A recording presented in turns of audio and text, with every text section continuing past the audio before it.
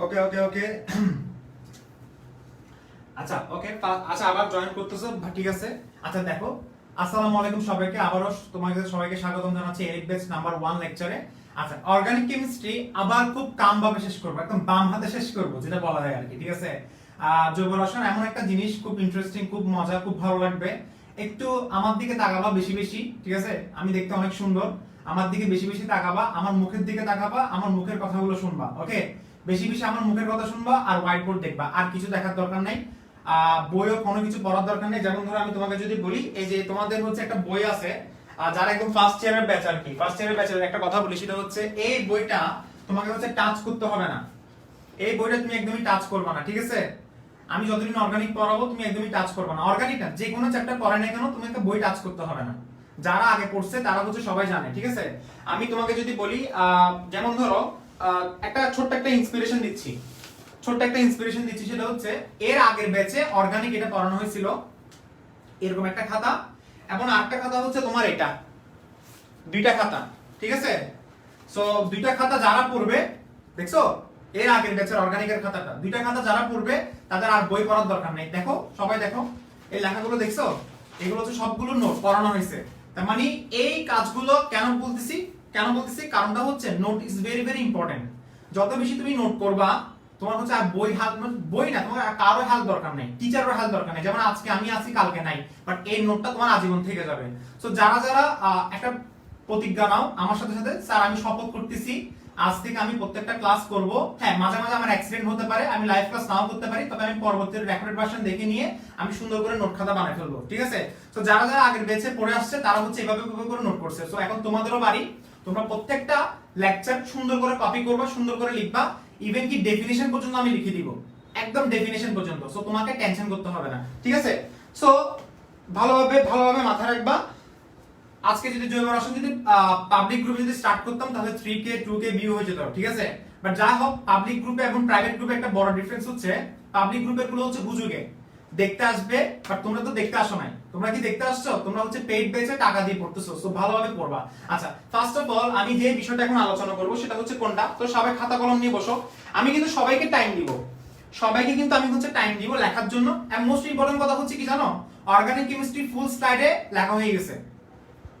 স্লাইডে একটু পরে 9টা বাজে, তোমাদেরকে আমি আজকে 9টা বাজে একটা এক্সপেরিমেন্টের একটা হচ্ছে লেকচার দিচ্ছি। মানে এমন না যে প্রতিদিন আমি তোমাকে দুটো ক্লাস দিব, নাহলে তুমি তো মেশিন। তুমি আজকে একটু কষ্ট করে 9টা ক্লাস একটু সবাই করবা। এর পরবর্তীতে তোমাকে আমি প্যারা দিব না, একদিন একটা করে ক্লাস হবে, সপ্তাহে ক্লাস হবে 5টা, বৃহস্পতিবার শুক্রবার বন্ধ থাকবে। কথা বুঝতে পারছো? এটা 1 তারিখ পর্যন্ত রুটিন দেওয়া হয়েছে। এর পরবর্তীতে আমরা প্ল্যানিংটা অন্যভাবে করব। আচ্ছা, এখন পর্যন্ত প্যারা খাওয়ার দরকার নেই। অর্গানিকে কিন্তু প্যারা হচ্ছে একটু ভেতরে গেলে, যেমন রেজোনেন্সে এবং হচ্ছে অ্যালকোহল এবং হচ্ছে তোমার অপসারণ বিক্রিয়াগুলোতে, এই টাইপের একটু হালকা পাতলা প্যারা আছে। এর আগ পর্যন্ত কোনো প্যারা নাই, সামান্য আমরা বলবো না চিল ভাবে পড়বো, আসলে সবকিছু চিল ভাবে পড়বো। অনেক ফাপড় মারছি আমি, বেশি ফাপড় মারবো না এখন, তাহলে পড়া শুরু করে দিচ্ছি। আচ্ছা ঠিক আছে, ফার্স্ট অফ অল যে বিষয়টা এখন আলোচনা করবো সেটা হচ্ছে জৈব রসায়ন বুঝতে গেলে ফার্স্ট অফ অল দেখো, জৈব রসায়ন তুমি যখন বুঝবা, ফার্স্ট অফ অল তোমাকে কার্বন বুঝতে হবে। সবাই কি কার্বন চিনো? পারমাণবিক সংখ্যা কত? 6। এই কার্বনের হাত কয়টা? 4টা। আমি আবার বলছি, আমার দিকে তাকাও, এই কার্বনের হাত কয়টা? 4টা। 4টা কার্বনের হাত কিভাবে আসলো? কেন? কারণ কার্বনের 4টা অযুগ্ম ইলেকট্রন আছে। একদম সহজ কথা। জৈব রসায়ন যারা একদম স্টার্টিং বিগিনিং পয়েন্টে আছো তাদেরকে মাথায় রাখতে হবে কার্বনের হাত 4টা। কারণ এখন পর্যন্ত তুমি যা পড়বা সবগুলো কার্বন, এখন পর্যন্ত তুমি যা পড়বা সবগুলো কার্বন। তখন কার্বনের 4টা হাত তোমাকে মাথায় রাখতে হবে। তো এই কার্বনের 4টা হাত কিভাবে আসছে সেটা আমাদেরকে একটু বিষয় জানতে হবে। কিভাবে জানবো সেটা আমাকে একটু বলো। কার্বনের 4টা হাত কিভাবে আসছে? ফার্স্ট অফ অল, আর নোট করবো না, 210 পেজের নোট করা আছে। আচ্ছা দেখো, যারা হয়তো অনেক স্টুডেন্ট আছে হচ্ছে নোট আগে করে ফেলছো, আর নোট করার দরকার নেই, স্বাভাবিক, কারণ একবার করে ফেলছো আর কেন নোট করবা। দেখো ফার্স্ট অফ অল দেখো, কার্বনের 4টা হাত আছে না, কিভাবে দেখো তোমরা সবাই জানো, 1s2 2s1 2px1 2py1 2pz1। এটা হচ্ছে কার্বন ইলেকট্রন বিন্যাস করলে 2 3 4 5 6টা। সো এই কার্বনের 4টা অযুগ্ম ইলেকট্রন আছে। 4টা অযুগ্ম ইলেকট্রন যখন থাকবে, তখন 4টা অযুগ্ম ইলেকট্রন থাকা মানে কি, সে 4টা পরমাণুর সাথে সংযুক্ত হতে পারবে। 4টা অযুগ্ম ইলেকট্রন থাকা মানে কি, সে 4টা পরমাণুর সাথে সংযুক্ত হতে পারবে। সেটা যে কোনো কিছু হতে পারে, সেটা আমি তোমাকে বললাম, সেটা A হতে পারে, সেটা B হতে পারে, সেটা C হতে পারে, সেটা D হতে পারে, হোয়াটএভার, ডাজন্ট ম্যাটার, যে কোনো কিছু একটা হতে পারে। কথা বুঝতে পারছো? সো কার্বনের 4টা হাত কোথা থেকে আসছে? কারণ তার 4টা অযুগ্ম ইলেকট্রন আছে। এখন তোমাকে যদি বলি এখানে ধরো ক্লোরিন বসবে, কে বসবে? ক্লোরিন বসবে। কেমনে বসছে ক্লোরিন? খুব চিন্তা করে দেখো তো। ধরো আমি বললাম ক্লোরিনের লাস্টে শক্তিস্তর ইলেকট্রন কয়টা? 3p5 না? খেয়াল করে দেখো ইলেকট্রন বিন্যাসগুলো তুমি দেখবে 3p5 আসছে। কত আসছে আমাকে বলো? 3p5 আসছে। সবাই বুঝতেছো? 3p5 লাস্টে 1s2 2s2 2p6 3s2 3p5। তো 3p5 কে তুমি যখন ভাঙবা দেখবা একটা অযুগ্ম ইলেকট্রন পাচ্ছো। দেখো তো 3px2 3py2 3pz1 একটা অযুগ্ম ইলেকট্রন পাচ্ছ না?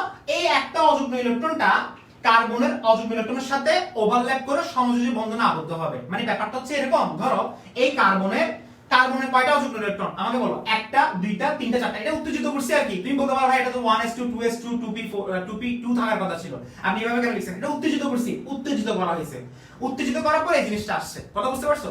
সো কার্বনের অযুগ্ম ইলেকট্রন কয়টা? একটা, দুইটা, তিনটা, চারটা। অযুগ্ম মানে বেজোড়, অযুগ্ম মানে বেজোড়। তুমি আবার হা করে দেখাইছো অযুগ্ম মানে বেজোড়। দেখছো? একটা, দুইটা, তিনটা, চারটা। চারটা অযুগ্ম ইলেকট্রন পাইছি। আচ্ছা, পাওয়ার পরে কি হবে? পাওয়ার পরে কি হবে? এখন তুমি যে পরমাণুটা আসবে সেই পরমাণুর অযুগ্ম ইলেকট্রন থাকবে। দেখবা ধরো তুমি ক্লোরিন আসছে না, ক্লোরিনের কয়টা? একটা অযুগ্ম ইলেকট্রন। অযুগ্ম মানে বেজোড়। আরে ভাই বেজোড়। দেখছো এখানে p অরবিটাল কয়টা? এই দেখো এটা বেজোড় না, আর এটা কি? সবগুলো সিঙ্গেল। তোমার মতো এটা হচ্ছে, সরি তোমার মতো এটা সিঙ্গেল আর এটা হচ্ছে ডাবল, ঠিক আছে? তোমার বান্ধবীর মতো বা বন্ধুর মতো। দেখো এটা হচ্ছে সিঙ্গেল না? সিঙ্গেল জিনিসটা হচ্ছে সবসময় ওভারল্যাপ করতে চাইবে। তো দেখো সে ওভারল্যাপ করছে কার সাথে? ক্লোরিনের সাথে। এই ক্লোরিনের সাথে। তার মানে এখানে কি? এই জিনিসটা এখানে না, এটা কার্বনের, এটা হচ্ছে ক্লোরিনের। এটা কার্বনের, এটা ক্লোরিনের। এটা কার্বনের, এটা ক্লোরিনের। এখন তারা কি করবে? সমযোজী বন্ধনে আবদ্ধ হয়ে ওভারল্যাপ করে তারা বন্ড ফর্ম করবে। এই বন্ডগুলোকে বলা হয় সিগমা বন্ড। তার মানে কার্বনের চারটা হাত আসছে মূলত এখান থেকে। তুমি এখানে হাইড্রোজেন বসাও, হাইড্রোজেন তুমি দেখলে দেখবে হচ্ছে কি? হাইড্রোজেনের কত আসছে? 1s1 না? তাহলে হাইড্রোজেন অযুগ্ম ইলেকট্রন। তাহলে হাইড্রোজেন কার্বনের সাথে বন্ড গঠন করবে। তুমি যদি বলো হাইড্রোজেনের একটা অযুগ্ম ইলেকট্রন আর কার্বনের চারটার মধ্যে যে কোনো একটা অযুগ্ম ইলেকট্রন নিছো, নেওয়ার পরে তারা ওভারল্যাপ করছে, ওভারল্যাপ করে সমযোজী বন্ধনে আবদ্ধ হয়েছে, যেটাকে বলা হয় সিগমা বন্ড। এই সিগমা বন্ডের মাধ্যমে একটা বন্ড তৈরি হয়েছে। এরপরে এখানে একটা বন্ড তৈরি হয়েছে, এরপরে এখানে একটা বন্ড তৈরি হয়েছে, এখানে একটা বন্ড তৈরি হয়েছে। তুমি বলতে পারো হাইড্রোজেন চারটা কেন? কারণ কার্বনের হাত চারটা। কার্বনের সাথে সবসময় আজীবন চারটা পরমাণু সংযুক্ত রাখতে হবে। তো যারা যারা জৈব রসায়ন আজকে নতুন আসছো পড়ার জন্য, তাদেরকে একটা জিনিস মাথায় রাখতে হবে, কার্বনের হাত চারটা। কেমনে হাত চারটা আসছে? কারণটা হচ্ছে অযুগ্ম ইলেকট্রন চারটা, তার মানে সে চারটা পরমাণুর সাথে সংযুক্ত হতে পারবে। কার্বনের চারটা অযুগ্ম ইলেকট্রন মানে সে চারটা পরমাণুর সাথে সংযুক্ত হতে পারবে।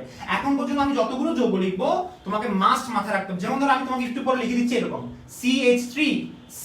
এখন তুমি হা করে তাকায় থাকলে হবে না। কেন? কার্বনের হাতে এখানে চারটা ফিল হয়ে গেছে। কিভাবে দেখবা? এই দেখো কার্বনের এখানে হাইড্রোজেন একটা নিছে, এখানে হাইড্রোজেন একটা নিছে, এখানে হাইড্রোজেন একটা নিছে। কয়টা? তিনটা। এরপরে এখানে হাইড্রোজেন একটা নিছে, এখানে হাইড্রোজেন একটা নিছে, এখানে হাইড্রোজেন একটা নিছে। কয়টা নিছে? তিনটা। তাহলে এখানে কার্বনের হাত কয়টা ফিল হইছে? একটা, দুইটা, তিনটা, চারটা। দেখো 1 2 3 4। এই কার্বনের হাত কয়টা ফিল হইছে? 1 2 3 4, চারটা হাত ফিল হয়ে গেছে।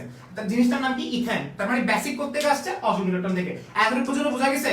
আমি বললাম না খুব ইজি ভাবে শেষ করব, খুব ইজি ভাবে শেষ করব, খুব ইজি ভাবে শেষ করব। এতটুকু বোঝা গেছে? আচ্ছা আচ্ছা, একটা কথা বলে রাখি, অনেক স্টুডেন্ট আছে এখানে আগে জৈব রসায়ন পড়ে আসছো।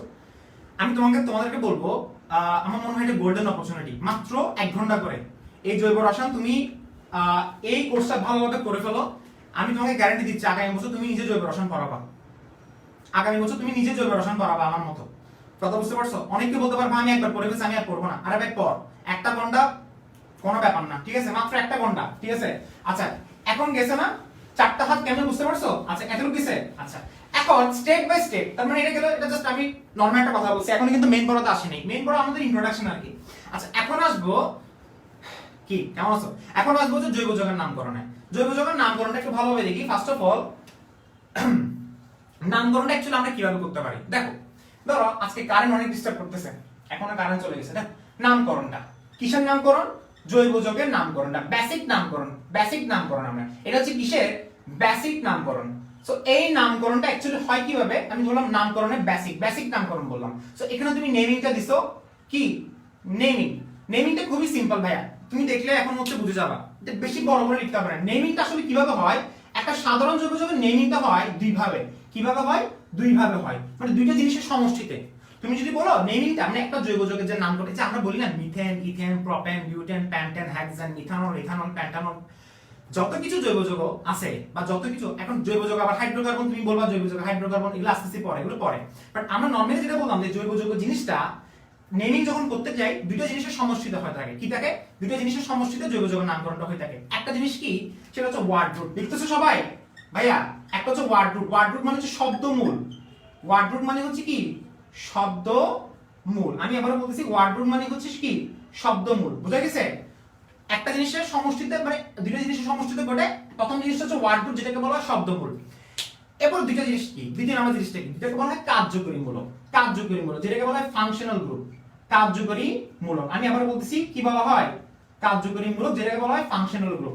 কার্যকরী মূলক যেটাকে বলা হয় কি, ফাংশনাল গ্রুপ। ওকে, দেখো তো সবাই লিখতেছো, কার্যকরী মূলক যেটাকে বলা হয় ফাংশনাল গ্রুপ। কার্যকরী মূলক যেটাকে বলা হয় কি, ফাংশনাল গ্রুপ। ওকে, আচ্ছা তার মানে এখন প্রশ্ন হচ্ছে ভাই ওয়ার্ড রুট মানে কি, ওয়ার্ড রুট মানে কি, শব্দমূল মানে কি। আচ্ছা তো নেমিংটা করতে হবে এবং কার্যকরী মূলক জিনিসটা চিনতে হবে। ওয়ার্ড রুট মানে হচ্ছে এই জিনিসটা পুরোপুরি ডিপেন্ড করে, এটা নির্ভর করে কার্বনের উপরে। ওয়ার্ড রুট মানে নির্ভর করে কিসের উপর নির্ভর করে, নির্ভর করে, লিখো, নির্ভর করে কার্বনের সংখ্যার উপরে। নির্ভর করে কার্বন, আমি বললাম না ডেফিনিশন সহ লিখে দিব, কার্বনের সংখ্যার উপরে। আর আমাদের 1 তারিখ থেকে তড়িৎ রসায়ন শুরু হবে, মনে রাখবা।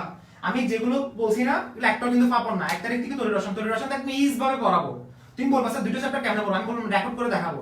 মনে রাখবা এডিট পেজ কিন্তু হিট হবে, আগে থেকেই বলে রাখছি। এডিট পেজ বাংলাদেশের জন্য আমি এটা ছড়াই দিব চারিদিকে, ঠিক আছে। এখনো কিন্তু চিনতে সময় লাগবে। দেখো ফার্স্টে কি বললাম, ওয়ার্ড রুট শব্দমূল নির্ভর করবে কিসের উপরে, কার্বন সংখ্যার উপরে। কার্বন সংখ্যার উপরে মানে কার্বন সংখ্যা কয়টার উপরে, মানে এটা ওয়ার্ড রুট যেটা দেওয়া হয় না, ধরো আমি তোমাকে বললাম কার্বনের সংখ্যা যদি 5টা হয় তাহলে ওয়ার্ড রুট একরকম হবে, কার্বনের সংখ্যা যদি 2টা হয় ওয়ার্ড রুট আরেক রকম হবে। পুরোটা ডিপেন্ড করে কার্বন সংখ্যার উপরে। আর এই কার্যকরী মূলক মানে কি, এই কার্যকরী মূলক মানে হচ্ছে জৈব যৌগের একটা ইন্ট্রোডাকশন, মানে জৈব যৌগের হচ্ছে একটা কি বহন করবে, পরিচয় বহন করবে। জৈব যৌগের হচ্ছে বংশ পরিচয় বহন করবে। যেমন ধরো আমি তোমাকে আগে বলছিলাম অনেকবার, যারা যারা আগে পড়ছো, সেটা হচ্ছে কি, যেমন তোমার নামের শেষে যখন চৌধুরী থাকে তাহলে আমরা তোমাকে বুঝিনি যে তুমি চৌধুরী বংশের সন্তান। ঠিক একইভাবে নামের পাশে যখন অ্যান থাকবে তখন আমাকে বুঝে নিতে হবে সেটা অ্যালকেন শ্রেণীর যৌগ। শেষ ভাইয়া। নামের পাশে যখন ইন থাকবে তখন বুঝে নিতে হবে সেটা অ্যালকেন শ্রেণীর যৌগ। নামের পাশে যখন আইন থাকবে তখন বুঝে নিতে হবে সেটা অ্যালকাইন শ্রেণীর যৌগ। অর্থাৎ এই জিনিসগুলা কি, জৈব যৌগের যে মূলক বা যে পরমাণু দ্বারা ওই যৌগের ধর্ম এবং বিক্রিয়া নির্ধারিত হবে, সেই যৌগ বা মূলককে, সেই মূলক বা সেই পরমাণুকে বলা হচ্ছে কার্যকরী মূলক। কার্যকরী মূলক কাকে বলে, খুবই সিম্পল জিনিস লিখে দিব, এতটুকু মাথায় রাখো। লাস্টের যে অংশটা থাকবে না, একটা যোগের লাস্টের অংশটাকে বলা হচ্ছে কার্যকরী মূলক। যেমন ধর আমি তোমাকে বললাম, যেমন আমার নামের লাস্টে কি আছে, হোসেন আছে, তার মানে আমার হোসেনটা হচ্ছে কার্যকরী মূলক। প্রত্যেকটা যোগ দেখবা, যেমন ধরো তোমাকে বললাম মিথানল, তোমাকে যদি আস্ক করে মিথানলের কার্যকরী মূলকের নাম কি, তুমি বলবা অল। কেন, লাস্টের অংশটা দেখবা। তোমাকে কি যদি আস্ক করে প্রোপাইন, প্রোপাইনের লাস্টে কি আছে, আইন আছে না, তাহলে আইনটা হচ্ছে আমার কার্যকরী মূলক। অর্থাৎ কার্যকরী মূলক কাকে বলে, একটা যোগের লাস্টের অংশটাকে বলা হচ্ছে কার্যকরী মূলক। এখন এটা বিস্তারিত জানতে গেলে কি বলবা, বিস্তারিত জানতে গেলে একটু পরে তো বলবো, তবে আবার একবার দেখছি, সেটা হচ্ছে কি, দেখো কার্যকরী মূলক কাকে বলে, জৈব যৌগের যে পরমাণু বা যে মূলক দ্বারা ওই যৌগের ধর্ম এবং বিক্রিয়া নির্ধারিত হবে, সেই পরমাণু বা মূলককে বলা হচ্ছে কার্যকরী মূলক। বাস শেষ, সিম্পল জিনিস বুঝো না এখনো। আচ্ছা ঠিক আছে ভাইয়া, স্যার আমি এখনো কিচ্ছু বুঝি নাই। আচ্ছা এই জিনিসটা বুঝে গেছে, একটা নেমিং যখন করতে যাব দুটো জিনিসের সমষ্টিতে করতে হবে। এখন ভাইয়া, এখন আসি ইমপ্লিমেন্টেশন। স্যার এটা বুঝি না এখনো, এটা লেখা হয়েছে। আচ্ছা লেখা হওয়ার পরে দুটো জিনিস লেখা হয়ে গেছে না, লেখা হওয়ার পরে এখন বললাম যে ওয়ার্ড রুট মানে কি, শব্দমূল। এই শব্দমূলটা বাচ্চাদের পড়া, এগুলো তুমি এখনো বুঝে গেছো। আমি তোমাকে বললাম যে এই ক্লাসগুলো হচ্ছে একটা পিচ্চি বাচ্চা বুঝে যাবে। কিভাবে দেখো, কার্বন যদি একটা হয় সেটার নাম দেওয়া হয়েছে, সেটা আমি নাম দিই না, এটা আইপিসি নাম দিছে। বলছে কার্বন একটা হলে এটাকে তুমি বলবা মিথ। এগুলো কি শব্দমূল। তুমি যদি বলো ভাই মিথ মানে কি, মিথকে বলা হচ্ছে শব্দমূল। এটা ডিপেন্ড করে কার্বন সংখ্যার উপরে। কার্বন যদি একটা হয় মিথ, দুইটা হলে ইথ। আবারও বলি, কার্বন যদি একটা হয় মিথ, দুইটা হলে কি হবে, ইথ। বুঝা গেছে? তিনটা হলে কি হবে, প্রপ।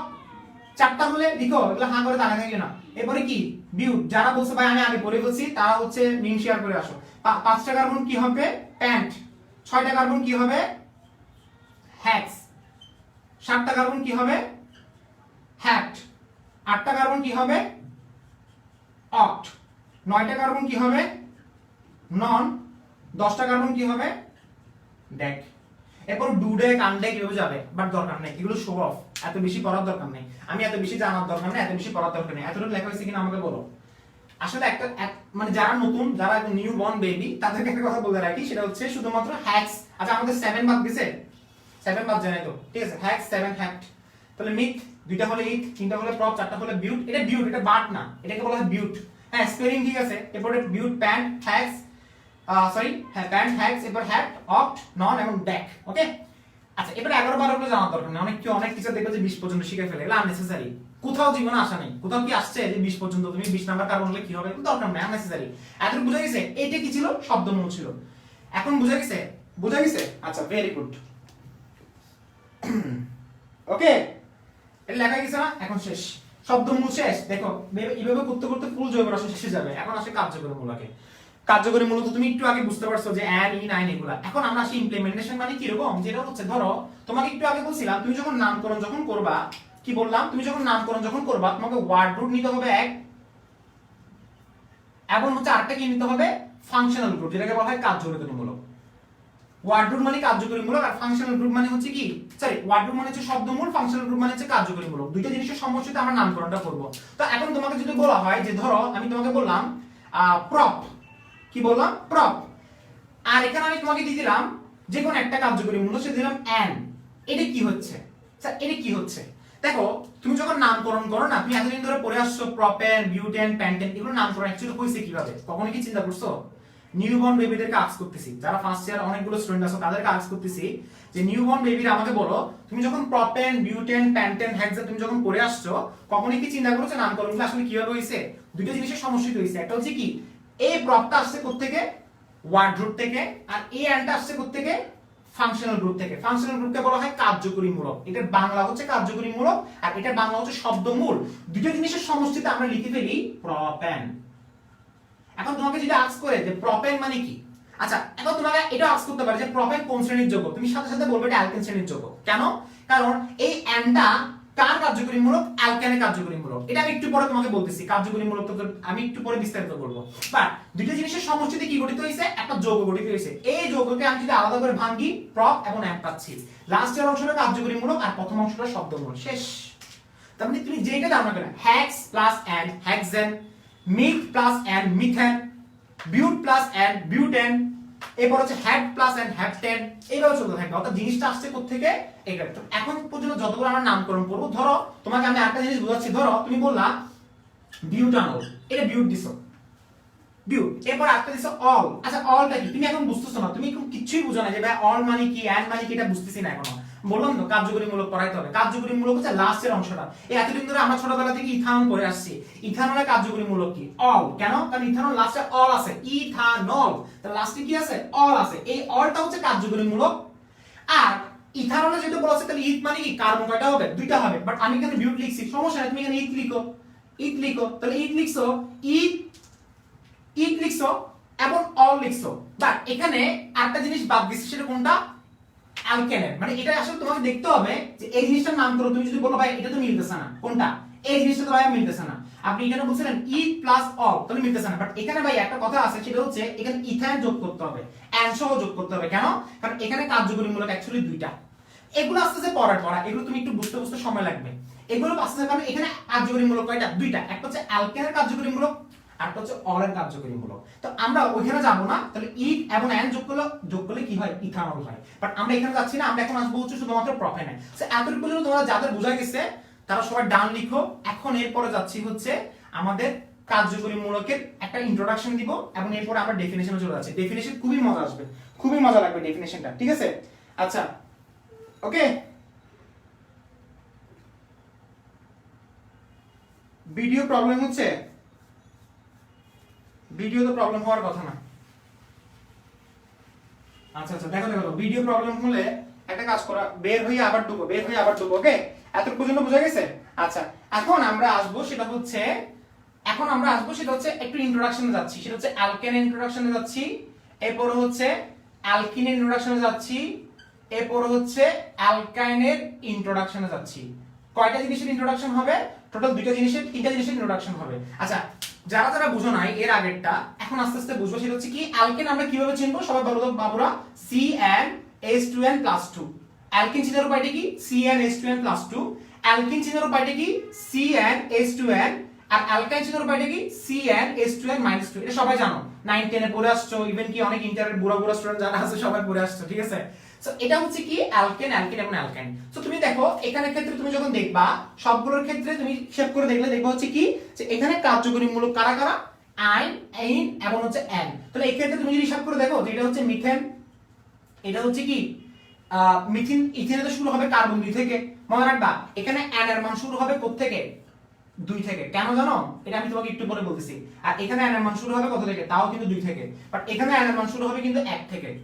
আচ্ছা কেন এখানে n এর মান 2 থেকে শুরু হচ্ছে একটু পরে বলতেছি স্যার, আমি এটা বুঝি নাই স্যার, আমি এই জিনিসটা বুঝি নাই। আচ্ছা এই জিনিসটা অ্যাকচুয়ালি কি লিখছেন? ফার্স্ট অফ অল এখানে n এর মান 1 থেকে কেন, এখানে n এর মান 2 থেকে কেন? দেখো এখানে অ্যালকিন মানে অ্যালকিন চিনার উপায় কি? সবসময় ডাবল বন্ড থাকবে, একদম সহজ কথা। তুমি যদি বলো ভাই আমি অ্যালকিন কিভাবে চিনবো, ডাবল বন্ড থাকবে। অ্যালকেন কিভাবে চিনবো, ট্রিপল বন্ড থাকবে, একদম সহজ কথা। অ্যালকেন কিভাবে চিনবো, সিঙ্গেল বন্ড থাকবে। আচ্ছা স্যার আপনি কিভাবে বুঝছেন এটা? মানে আপনি কিভাবে বুঝছেন যে n এর মান এখানে 2 থেকে স্টার্ট হবে? খুবই সিম্পল একটা জিনিস, সেটা হচ্ছে দেখো তুমি যখন ডাবল বন্ড বসাচ্ছ না, তুমি যখন এখানে ডাবল বন্ড বসাচ্ছ তখন তুমি কার্বন এখানে একটা দিতে পারবা?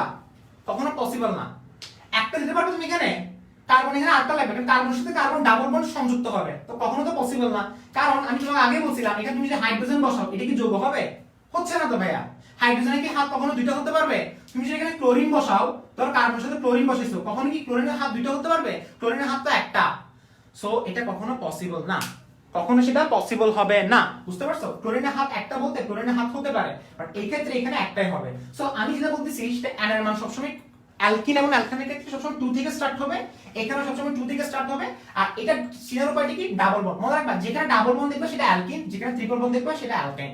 আর যেখানে সিঙ্গেল বন্ড দেখবা সবগুলো দেখো, মিথেনের সবগুলো কিন্তু সিঙ্গেল বন্ড। এই দেখো সিঙ্গেল বন্ড, এই দেখো সিঙ্গেল বন্ড, এই দেখো সিঙ্গেল বন্ড, যতগুলো সিঙ্গেল বন্ড দেখছো সবগুলো হচ্ছে কি অ্যালকেন। এতটুকু বোঝা গেছে? আচ্ছা তাহলে এতটুকু যদি বোঝা যায় তাহলে আমরা আর পরবর্তীতে যাচ্ছি না। এখন তুমি যদি বলো যে ভাই এর পরের নামকরণ কিভাবে করব, ধরেন n এর মান যদি 2 হয় তাহলে ইথিন, n এর মান যদি 3 হয় প্রপিন, n এর মান যদি 4 হয় বিউটিন। এটা কিভাবে আসছে? ফার্স্ট অফ অল দেখো আমি তোমাকে আগে বলছিলাম এখানে কার্যকরী মূলকের নাম কি, লাস্টের অংশটা কার্যকরী মূলক। বারবার বলছি একটা যৌগের নামকরণ করতে গেলে শব্দমূল এবং কার্যকরী মূলক। একটা যৌগের নামকরণ করতে গেলে অ্যালকোহল, অ্যালডিহাইড, কিটোন, জৈব অ্যাসিড এগুলো এখন ভুলে যাও, এটা আমরা পরে। তুমি যদি একটু আগে বলছো ভাই একটু আগে ই প্লাস n লিখছেন, ইথানল মিলে নাই, এটা ভুলে যাও, এটা এখন না। আমি তোমাকে আগে বলতেছি কি যে তুমি যখন এখানে অ্যালকেন অ্যালকিন অ্যালকাইন দেখতেছো এই ক্ষেত্রে তোমাকে দুটো জিনিস মাথায় রাখতে হবে, একটা হচ্ছে তোমার শব্দমূল আর একটা হচ্ছে তোমার কি কার্যকরী মূলকের নাম। সো তুমি যখন অ্যালকিনের ক্ষেত্রে দেখছো, ধরো এখানে কার্বন, তোমাকে যদি কেউ যদি আস্ক করে যে কার্বন ভাইয়া আমাকে 4টা হলো অ্যালকিন বিশিষ্ট দেখান, 4 কার্বন হলে একটা অ্যালকিন যৌগ বানান, তাহলে আমি কিভাবে বানাবো? ফার্স্ট অফ অল দেখো 4 কার্বন হলো বলছে না, নামকরণ যদি বলতে বলে ধরো 4 কার্বনের জন্য সেটা কি হবে? আমি জানি 4 কার্বন যদি একটু পড়ে আসছে মুখোমুখি কিন্তু জানতে হবে 4 কার্বন জন্য কি হবে, বিউট হবে। সো বিউট যেহেতু পড়ে আসছো, এরপরে যেহেতু এটা অ্যালকিন বলছে, অ্যালকিন মানে লাস্টে ইন এর জন্য কি হবে, বিউটিন। তাহলে যৌগটার নাম হচ্ছে বিউটিন। বাট বিউটিন পারাটা বিষয় না, পারাটা হচ্ছে মানে জানাটা বিষয় না, এখানে বিষয়টা হচ্ছে আমি লিখতে পারতেছি কিনা। এই জায়গায় স্টুডেন্টরা ভুলে যায়। ধরো তুমি সবাই কিন্তু এতটুকু পর্যন্ত লিখতে পারো, বাচ্চা যারা আছে ফার্স্ট ইয়ার সবাই কিন্তু এতটুকু পর্যন্ত লিখতে পারবা। বাট এর পরবর্তীতে যেমন তুমি প্রপিনে হতে সমস্যা হতে পারো, প্রপিনে কি কার্বন 3টা। স্যার আমি এটা কিভাবে লিখবো? খুবই সিম্পল, লাস্টে গিয়ে একটা ডাবল বন্ড দিয়ে দিচ্ছ, এই জায়গায় ডাবল বন্ড একটা দিয়ে দিচ্ছ, দিছো দেওয়ার পরে কার্বনের হাত তোমাকে আমি শিখেছি না 4টা হাত মিলাতে হবে, 1 2। এই কার্বন হাত কয়টা বাকি আছে? আরো 2টা, তাহলে এখানে 2টা দাও। এই কার্বন হাত কয়টা বাকি আছে? 1 2 3, আরেকটা কয়টা? আরেকটা এখানে দাও। এই কার্বন হাত কয়টা বাকি আছে? আরো 3টা বাকি আছে, তাহলে এখানে 3টা দাও। বাস শেষ হয়ে গেছে। এখন তুমি বলতে পারবে এখানে কি বসাবো? এখানে তুমি হাইড্রোজেন বসাবা, হাইড্রোজেন বসাও, হাইড্রোজেন বসাও, হাইড্রোজেন বসাও, হাইড্রোজেন বসাও, হাইড্রোজেন বসাও, হাইড্রোজেন বসাবো। এই যৌগটার নাম কি? এটাকে বলা হচ্ছে প্রোপিন। দেখছো প্রত্যেকটা কার্বনের হাত ফিলে গেছে, 1 2 3 4, 1 2 3 4, এটাকে বলা হচ্ছে প্রোপিন। এখন প্রোপিন কেন? কার্বন 3টার জন্য বলছিলাম না, কার্বন 3টা কার্বনের জন্য কি হবে, প্রোপ। একটু আগে তো বললাম কার্বন 3টার জন্য বলা হচ্ছে প্রোপ। আর ইন কেন? কারণ ডাবল বন্ড যেহেতু আছে, কার্যকরী মূলক হচ্ছে ডাবল বন্ড, ডাবল বন্ডের কার্যকরী মূলকের নাম কি? ইন। একটু আগে তো বললাম, লাস্টের জিনিসটা দেখবা। কথা বুঝা গেছে? Very good. তাহলে প্রপিন যেহেতু লিখছো, এখন তোমাকে যদি বলা হয় যে এই প্রপিনের আরেকটা সংকেত আছে, এই সংকেতটা কি লিখছো? এটা হচ্ছে গাঠনিক সংকেত। আরেকটা সংকেত কোনটা? এই n এর মানটা এখানে 3 বসায় দাও, তাহলে आंसर কত আসবে? C3H6। C3 কি বসবে? H6 বসবে। দেখো n এর মান যদি এখানে বসা দাও C3H6। প্রশ্ন হচ্ছে C3H6 মানে কি? দেখো একটা যৌগের দুটো সংকেত থাকে, একটা হচ্ছে গাঠনিক আর একটা হচ্ছে আণবিক। এটাকে বলা হচ্ছে আণবিক, এটাকে বলা হচ্ছে গাঠনিক। গাঠনিক কেন? কারণ এটা গঠনিক বলছো, এটা গঠন না, গঠনের জন্য গাঠনিক হবে। আর এটা আণবিক কেন? কারণ জিনিসটা আণবিক কাকে বলে, আণবিক সংকেত কাকে বলে? তুমি সকল পরমাণুগুলোকে একসাথে যোগ করে দিবা, সকল পরমাণুকে একসাথে যোগ করে দাও। কার্বন কয়টা? 1 2 3, হাইড্রোজেন কয়টা? 1 2 3 4 5 6, ছটা বসাই দিছো, শেষ, পারফেক্ট। অর্থাৎ এতক্ষণ ধরে আমি কি বুঝাইছি তোমাকে? এতক্ষণ ধরে ভাইয়া বুঝা যাচ্ছে না? ক্লিয়ার করে নেটের জন্য। আচ্ছা আমি নেটটা একটু দেখতেছি, দেখো ও আমার এখানে ক্লিয়ার আছে ভাইয়া, আমার এখানে একদম পারফেক্ট ক্লিয়ার আছে, এখানে পারফেক্ট ক্লিয়ার আছে, এখানে পারফেক্ট ক্লিয়ার আছে। বুঝতে পারছো? দেখো দেখো দেখো, যারা আগে একবারও পড়ে আসছো তারাও দেখো, সবাই দেখো, অনেক নতুন কিছু টপিক পাবা। ঠিক আছে? এতটুকু বুঝা গেছে না? অর্থাৎ তোমাকে যদি এখন যদি নামকরণ যদি করতে বলে তোমাকে একটা জিনিস মাথায় রাখতে হবে যে ভাইয়া আমাকে কি ডাবল বন্ড, সিঙ্গেল বন্ড নাকি ট্রিপল বন্ড। আমি যদি ট্রিপল বন্ড ধর এখন তোমাকে ট্রিপল বন্ড বলছে, কি বললো ট্রিপল বন্ড বলছে, তো ট্রিপল বন্ডটা কিভাবে লিখবো দেখো ভাই, এগুলো কিন্তু ভেরি ভেরি ইম্পর্টেন্ট। এটা পারলে কিন্তু আমরা পরবর্তীতে কিন্তু কাজ শেষ। জৈব রসায়ন কিন্তু ম্যাক্সিমাম হাতে করি বলে না, মজবুত ভিত্তি মজবুত করতে গেলে এই জিনিসটা জানতে হবে।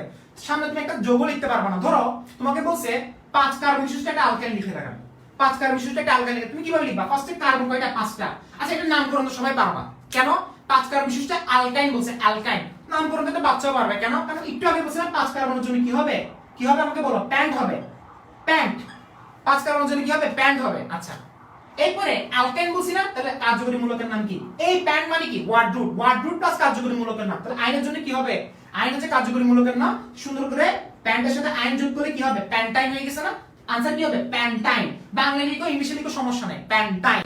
আচ্ছা এই প্যান্টাইনটা লিখছি সেটা হচ্ছে কি, এটা বাংলা কথায় লিখছি বা ইংলিশ কথায় লিখছি, অ্যালফাবেটিক্যালি লিখছি, বাট এটাকে আমি যদি যৌগ আকারে লিখতে হয় তাহলে কিভাবে লিখবো, ফার্স্ট অফ অল কার্বন কাটে দিব, 5টা দিব, দিছো 1 2 3 5টা হয়ে গেছে। আচ্ছা দেওয়ার পরে লাস্টে কোণা দিয়ে একটা কোণা দিয়ে কি দিবা, ট্রিপল বন্ড দিবা, দিছো দেওয়ার পরে একটা হাতগুলো মিলাই দিবা। তুমি এর আগে জানো এটা সংকেত কি, তুমি এখানে n এর মান যদি 5 বসাও, C5 H8 না, এটা C5 H8 না, এখানে n এর মান কত 5, 5 দুগুণ 10, C5 কত হবে H8 হবে। আবার বলতেছি C5 এটা H8 হবে, অর্থাৎ C5H হচ্ছে আমার প্রোপাইনের আণবিক সংকেত। আণবিক সংকেত কিভাবে বের করে, আরে ভাই n এর মানটা বসাই দিবা, তোমাকে 5 বলছে না, তোমাকে প্রোপাইন বলছে, প্রোপাইন মানে কি মিট, মানে মিট ইট প্রপ বিউট প্যান্ট, তো প্রোপাইন মানে হচ্ছে কার্বন 5টা, সরি প্রোপাইন না প্যান্টাইন, সরি প্রোপাইন আর প্যান্টাইনের মধ্যে কনফিউশন হয়ে গেছে, প্যান্টাইন মানে হচ্ছে কার্বন কয়টা 5টা, প্রোপাইন বলে কার্বন 3টা, তো আমাকে বলছে প্যান্টাইন, তো প্যান্টাইনের ক্ষেত্রে কার্বন কয়টা হবে 5টা হবে, 5টা আমি কার্বন বসাইছি। আর এখন তুমি যদি বলো ভাই আণবিক সংকেত কিভাবে বসাবেন, n এর মানটা 5 এখানে বসে দাও, आंसर কত আসছে C5H8, এটা আণবিক সংকেত, আণবিক সংকেত লাগাইছে। এখন সুন্দর করে তুমি হাতগুলো মিলাই দাও, হাত মিলাতে পারো, এখানে তুমি হাত কিভাবে মেলাবা সবাই দেখো, ফার্স্ট অফ অল দেখো হাত কিভাবে মেলাবা, এটা হাইড্রোজেন কয়টা 3টা, 3 1 4 হয়ে গেছে, দেখো আস্তে আস্তে শিখো, 3 1 এবং 4 হয়ে গেছে। এই কার্বনের হাত আগে দিয়ে কয়টা, একটা দুইটা না, আর হাত কয়টা ফিল করতে হবে, আরো দুইটা, সুন্দর করে এখানে হাইড্রোজেন 2 বসে দাও, উপরে বসে দাও, সমস্যা নাই ভাই, সমস্যা নাই। এই কার্বনের হাত কয়টা ফিলেছে, দুইটা না, সুন্দর করে হাইড্রোজেন উপরে বসে দাও, কোনো সমস্যা আছে নাই। এই কার্বনের কিন্তু হাত ফিল হয়ে গেছে, কোনটা এই কার্বনের, কেন 3টা এবং একটা মিলে 4টা, তাহলে এই কার্বনের আর হাত ফিল করতে হবে না। সো আমি এখানে কি করব, আবার এই কার্বন হাত ফিলেছে 3টা, আরেকটা কোথায়, আরেকটা হাইড্রোজেন বসে দাও, অর্থাৎ যেখানে কোনো কিছু নাই সেখানে হাইড্রোজেনটা বসাই দিবা। কার্বন এবং হাইড্রোজেন হচ্ছে ভাই ভাই, এটা আমি তোমাকে পরে বলবো কেন হাইড্রোজেন বসতেছে, এখানে রিজন আছে। কার্বন এবং হাইড্রোজেন হচ্ছে ভাই ভাই, যেখানে কোনো কিছু খালি থাকবে সেখানে হাইড্রোজেন বসাই দিবা, যেখানে কোনো কিছু খালি দেখবা সেখানে হাইড্রোজেন বসাই দিবা, কেন কার্বন এবং হাইড্রোজেন হচ্ছে ভাই ভাই। সো এতটুকু পর্যন্ত যদি ক্লিয়ার হয়ে থাকে তাহলে আমরা এর পরবর্তীতে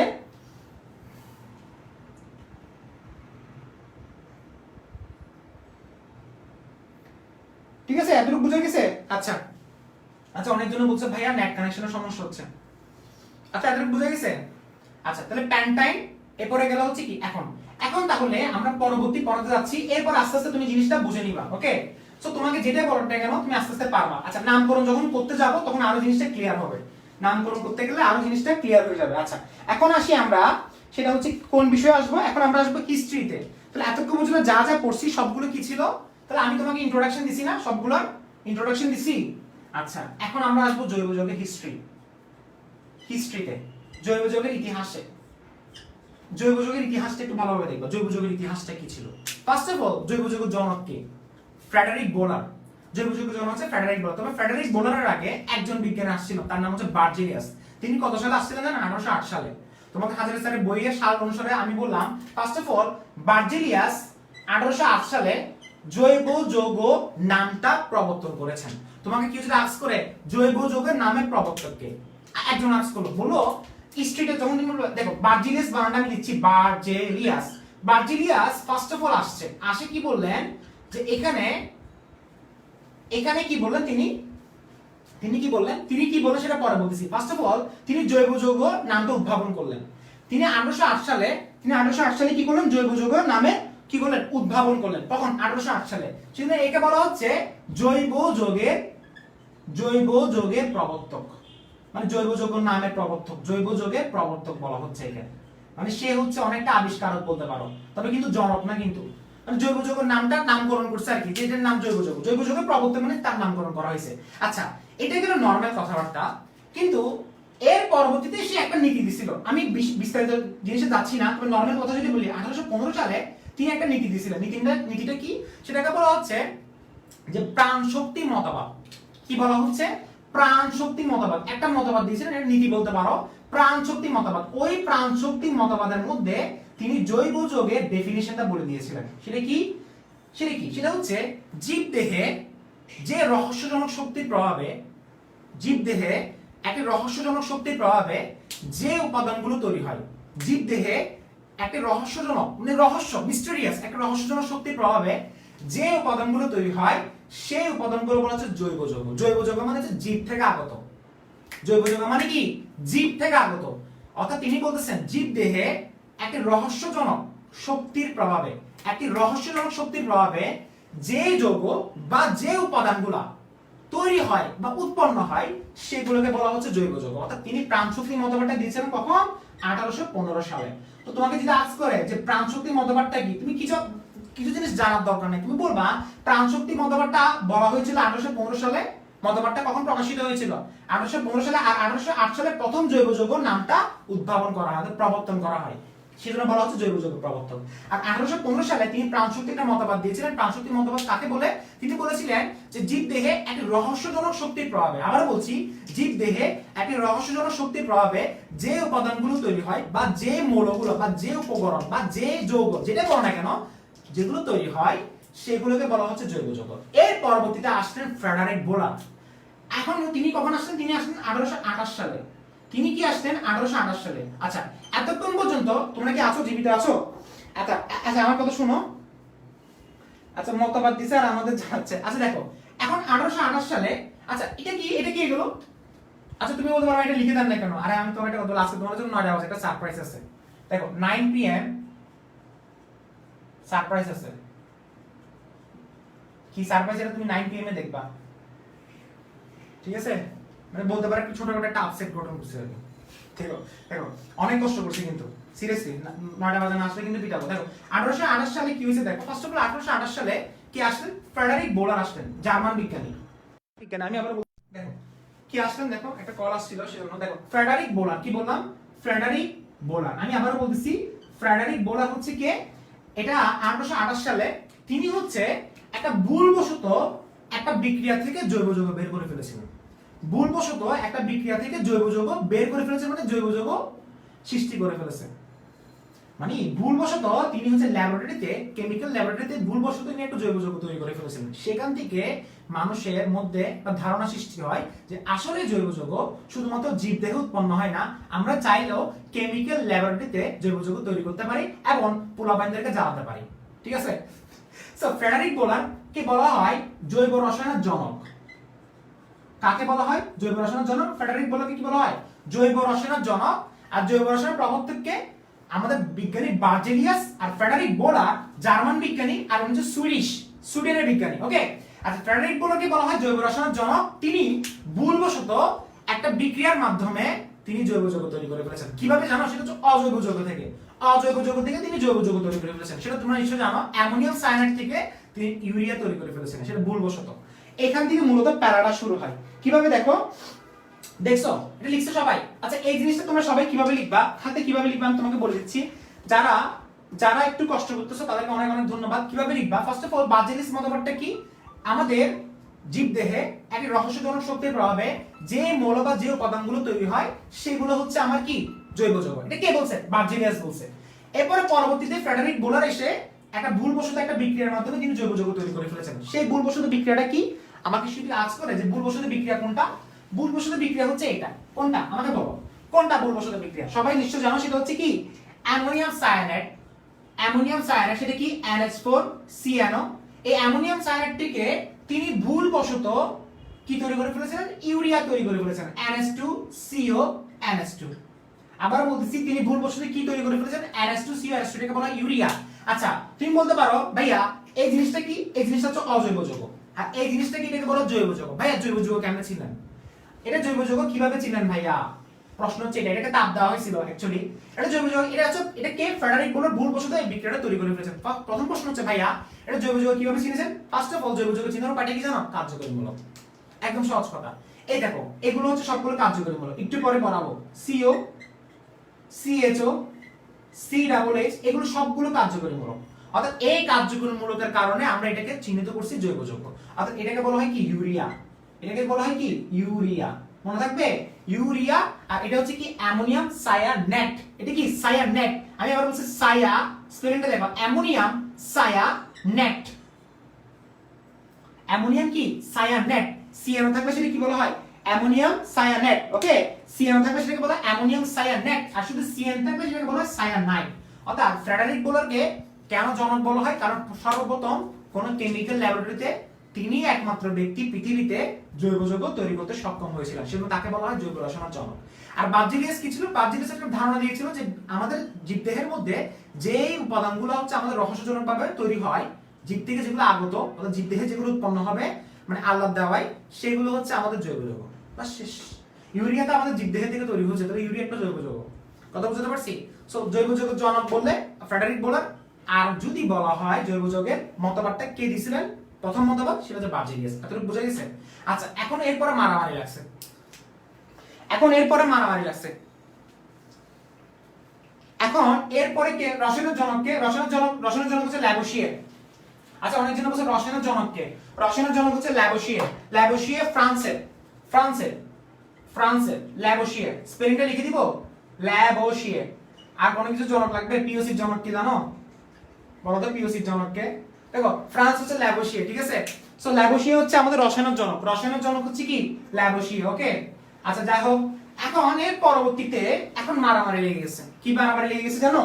আসলে জৈব যৌগ মানে কি, মানে যখন ফ্রেডারিক বোলার বলছে যে জৈব যৌগ আমরা কেমিক্যাল ল্যাবরেটরিতে তৈরি করে ফেলছি, তো এর কয়েক বছর আগে বার্জিলিয়াস বলছে জৈব যৌগ শুধুমাত্র জীবদেহে তৈরি হবে, আর বাইরে তৈরি হবে না। কারণ মতবাদে কি বলেছিল জানো? মতবাদে বলা হচ্ছিল জীবদেহে যেগুলো উৎপন্ন হবে সেগুলো জৈব যৌগ, মতবাদে এটা বলা হচ্ছিল। এর পরবর্তী ফ্রেডারিক বোলার এসে বললেন না ভাই, আমি তো ভুলবশত করছি, সমস্যা নাই, বাট দেখা যাচ্ছে জৈব যৌগ তৈরি হয়ে গেছে, তাহলে জৈব যৌগ কি? তো মানুষের মধ্যে অনেক মত বিরোধ চলতেছিল, অনেক গবেষণা চলতেছে আসলে জৈব যৌগ মানে কি। সো অনেকগুলো মানুষ একসাথে একটা কনসালটেশন আসছে, যেটা হচ্ছে জৈব যৌগ বলা মাত্রই আমাকে মাথায় রাখতে হবে কার্বন এবং হাইড্রোজেন। জৈব যৌগ বলা মাত্রই আমাকে মাথায় রাখতে হবে কি কার্বন এবং হাইড্রোজেন। অর্থাৎ কার্বন এবং হাইড্রোজেন মিলে গঠিত জৈব যৌগকে বলা হচ্ছে জৈব যৌগ। মানে কার্বন এবং হাইড্রোজেন মিলে গঠিত যৌগকে বলা হচ্ছে জৈব যৌগ। কার্বন এবং হাইড্রোজেন মিলে গঠিত যৌগকে বলা হচ্ছে জৈব যৌগ। এটা কারা বলছিল? তখনকার বিজ্ঞানীরা বলা হচ্ছে যে না, কার্বন এবং হাইড্রোজেন মিলে গঠিত যৌগকে বলা হচ্ছে কি জৈব যৌগ। তাহলে এখন আমরা যে জিনিসটা আলোচনা করব সেটা হচ্ছে কি জৈব যৌগের ডেফিনিশন। তবে তার আগে আরেকটা বিষয় নিয়ে আলোচনা হচ্ছিল সেম সময়ে, সেটা হচ্ছে হাইড্রোকার্বন কি।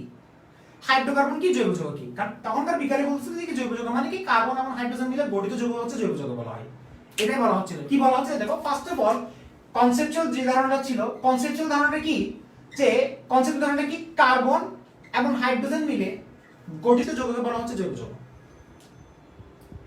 কার্বন এবং হাইড্রোজেন মিলে গঠিত যৌগকে বলা হচ্ছে জৈব যৌগ। বাট এটা কিন্তু পুরোপুরি সত্য না, এটা পুরোপুরি সত্য না। কেন আমি তোমাকে বলি, কারণ এখানে পরবর্তীতে আরেকটা তথ্য আসে, যেটা হচ্ছে হাইড্রোকার্বন। আরেকটা তথ্য আসে হাইড্রোকার্বন। আসলে হাইড্রোকার্বন মানে কি, আবার জৈব যৌগ মানে কি? তখন মানুষের মধ্যে আবার ক্ল্যাশিং করছে। আসলে কি এখানে আবার জিনিসটা ক্লিয়ার করে দেওয়া হয়েছে, সেটা হচ্ছে হাইড্রোকার্বন বলা মাত্রই মাথায় একটা জিনিস ঢুকে যেতে হবে, শুধু হাইড্রোজেন এবং কার্বন থাকবে, দুনিয়ার অনেক কোনো কিছু থাকা যাবে না। হাইড্রোকার্বন মানে শুধুমাত্র হাইড্রোজেন এবং কার্বন।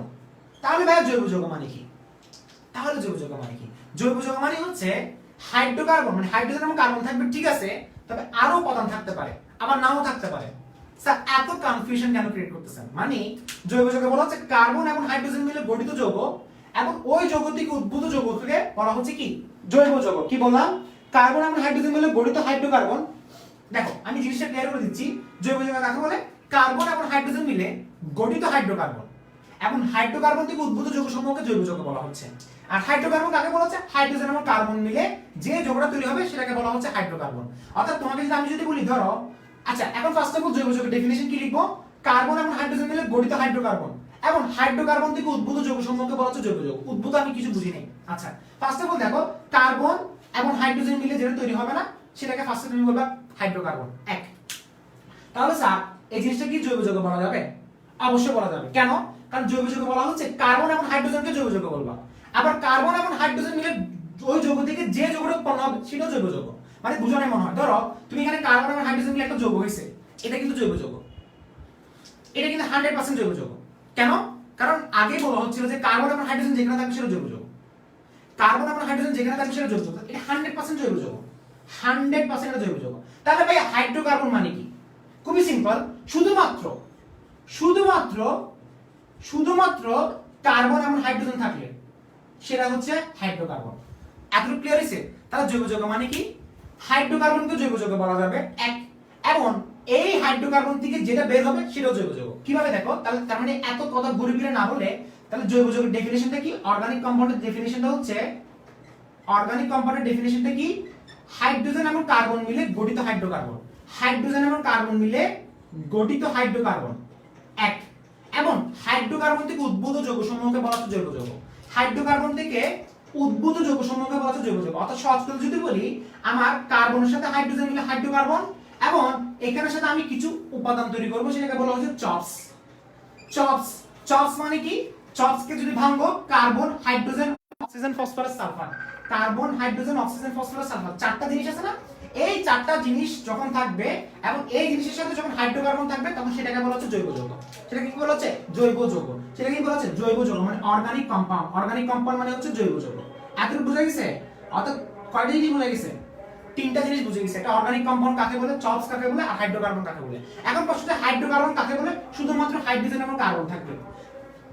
আচ্ছা, এখন ভাই তাহলে জৈব যৌগের এক্সাক্ট ডেফিনিশনটা কি? আমাকে বলা হচ্ছে জৈব যৌগের ডেফিনিশনে বলা হচ্ছে হাইড্রোজেন এবং কার্বন মিলে গঠিত হাইড্রোকার্বন, এবং হাইড্রোকার্বন থেকে উদ্ভূত যৌগসমূহকে বলা হচ্ছে জৈব যৌগ। স্যার আমাকে আবার একটু ক্লিয়ার করে দেন। তার মানে আমি তোমাকে কি বললাম? ধরো একটা एग्जांपल দেখো। First of all ethane. Ethane মানে কি? ইথেন কি? আচ্ছা কেউ যদি আস্ক করে ইথেন কি ভাই? ইথেন কি হাইড্রোকার্বন নাকি জৈব যৌগ? তুমি বলবা আরে ভাই দুনিয়াতে কার্বন এবং হাইড্রোজেন থাকা মানে জৈব যৌগ। একদম এক কথা। আচ্ছা এটা কি হাইড্রোকার্বন হবে? অবশ্যই হাইড্রোকার্বন হবে। কেন? শুধুমাত্র কার্বন এবং হাইড্রোজেন থাকলে সেটাকে বলা হাইড্রোকার্বন। তাহলে এটা জৈব যৌগ কেন হচ্ছে? আমি আবারও বলছি, জৈব যৌগ হচ্ছে দুনিয়াতে কার্বন এবং হাইড্রোজেন থাকলে সবগুলো জৈব যৌগ। বাট এটা হাইড্রোকার্বন কেন বলা হচ্ছে? কারণ হাইড্রোকার্বন হচ্ছে শুধুমাত্র হাইড্রোজেন এবং কার্বন থাকলে। এই জিনিসটা বুঝে গেছে? আচ্ছা এর পরবর্তীতে কি? চপস। চপস মানে কি? ধরো কার্বন, হাইড্রোজেন, অক্সিজেন, ফসফরাস যে কোনো একটা থাকলে, ধরো আমি এখানে অক্সিজেন দিছি, তো অক্সিজেন দিলে সেটা কি তৈরি হবে? ইথানল তৈরি হবে না? কিভাবে দেখো? CH3। অনেক কিছু বুঝো নাই কেন জানো? কারণ তোমার নামকরণটা পড়া শোনাই। তাহলে CH3 CH2OH, এখানে হাইড্রোজেন কয়টা? 6টা না? এখানে 6টা। কার্বন কয়টা? 2টা না? এখানে 2টা। তাহলে অক্সিজেন একটা অ্যাড করে দিছি, এটাকে বলা হচ্ছে ইথানল। ইথানল কিন্তু একটা জৈব যৌগ। তোমাকে পরীক্ষা যদি বলে ইথানল কি হাইড্রোকার্বন হবে, কখনো হাইড্রোকার্বন হবে না। কেন? কারণ হাইড্রোকার্বন মানে শুধুমাত্র হাইড্রোজেন এবং কার্বন থাকবে, অর্থাৎ এটা হচ্ছে হাইড্রোকার্বন। তার মানে তোমাকে বলা হচ্ছে জৈব যৌগ মানে কি? হাইড্রোজেন এবং কার্বন মিলে গঠিত হাইড্রোকার্বন, এবং হাইড্রোকার্বন থেকে উদ্ভূত যৌগসমূহকে বলা হচ্ছে জৈব যৌগ। মানে হাইড্রোকার্বন এবং হাইড্রোকার্বন থেকে উদ্ভূত যৌগসমূহকে বলা হচ্ছে জৈব যৌগ। অর্থাৎ জৈব যৌগ মানে বুঝতেছো? কার্বন এবং হাইড্রোজেন মিলে গঠিত হাইড্রোকার্বন, এটাও জৈব যৌগ। কার্বন এবং হাইড্রোজেন মিলে গঠিত হাইড্রোকার্বন এবং হাইড্রোকার্বন থেকে উদ্ভূত যৌগসমূহকে জৈব যৌগ বলতেছে। অর্থাৎ বাচ্চাদের জন্য আমি যদি একবার লিখে দিই, এখন অনেককে কনফিউশন থাকতে পারে, সেটা হচ্ছে কি যে কার্বন ডেফিনিশনটা কিসের ডেফিনিশন? জৈব যৌগের ডেফিনিশনটা কার্বন এবং হাইড্রোজেন মিলে গঠিত, কার্বন এবং হাইড্রোজেন মিলে গঠিত হাইড্রোকার্বন এক, লিখছো না? জৈব যৌগের ডেফিনিশন। এবং হাইড্রোকার্বন থেকে উদ্ভূত যৌগসমূহকে, হাইড্রোকার্বন থেকে উদ্ভূত যৌগসমূহকে বলা হচ্ছে জৈব যৌগ। উদ্ভূত স্পেলিং যদি লিখো উদ্ভূত, হাইড্রোকার্বন থেকে উদ্ভূত যৌগসমূহকে বলা হচ্ছে জৈব যৌগ। অর্থাৎ কার্বন এবং হাইড্রোজেন মিলে গঠিত হাইড্রোকার্বনকে জৈব যৌগ বলা হচ্ছে, এবং এই হাইড্রোকার্বন থেকে যেটা বের হবে সেটাকে জৈব যৌগ বলা হচ্ছে। অর্থাৎ জৈব যৌগ মানে শুধুমাত্র হাইড্রোজেন এবং কার্বন, এবং হাইড্রোজেন এবং কার্বন ছাড়া অন্য কিছু থাকলে সেটাও জৈব যৌগ। অর্থাৎ হাইড্রোজেন এবং কার্বন থাকে মানে 100% জৈব যৌগ, তাহলে এটাও জৈব যৌগ।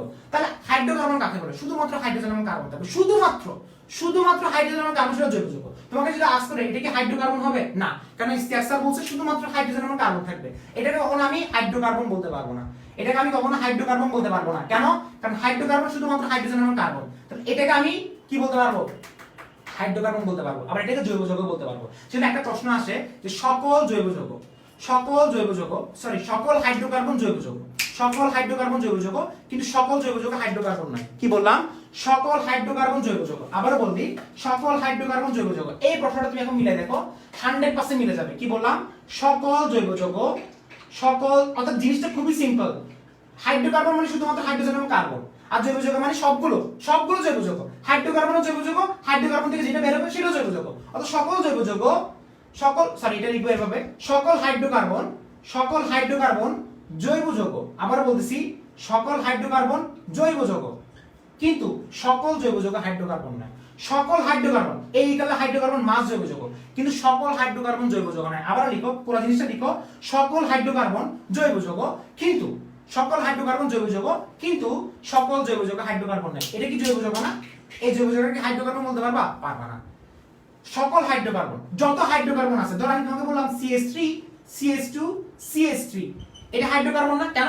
কার্বন এবং হাইড্রোজেন যেখানে আছে এটাকে বলা হচ্ছে হাইড্রোকার্বন। বাট এটাকে জৈব যৌগ বলা যাবে? অবশ্যই বলা যাবে। কেন? কারণ সকল হাইড্রোকার্বন জৈব যৌগ, সকল হাইড্রোকার্বন জৈব যৌগ, বাট সকল জৈব যৌগ হাইড্রোকার্বন না। ধরো আমি তোমাকে বললাম CH3 CHO, এটাকে তুমি হাইড্রোকার্বন বলতে পারবে না। কেন? কারণ এখানে একটা কার্যকরী মূলক ও আছে, এই ওটার কারণে এটাকে আমি জৈব হাইড্রোকার্বন বলতে পারবো না। অর্থাৎ যত ধরনের হাইড্রোকার্বন আছে সবগুলো জৈব যৌগ। একটা জিনিস আমি আবারও বলতেছি, কি জৈব যৌগ কিভাবে চিনবো? কার্বন এবং হাইড্রোজেন আছে মানে সবগুলো জৈব যৌগ, বাট হাইড্রোকার্বন শুধুমাত্র কার্বন এবং হাইড্রোজেন থাকবে। জৈব যৌগতে কার্বন এবং হাইড্রোজেন থাকতে পারে, অথবা তার থেকে বেশি কিছু থাকতে পারে, অক্সিজেন ফসফরাস সালফার অনেক কিছু থাকতে পারে।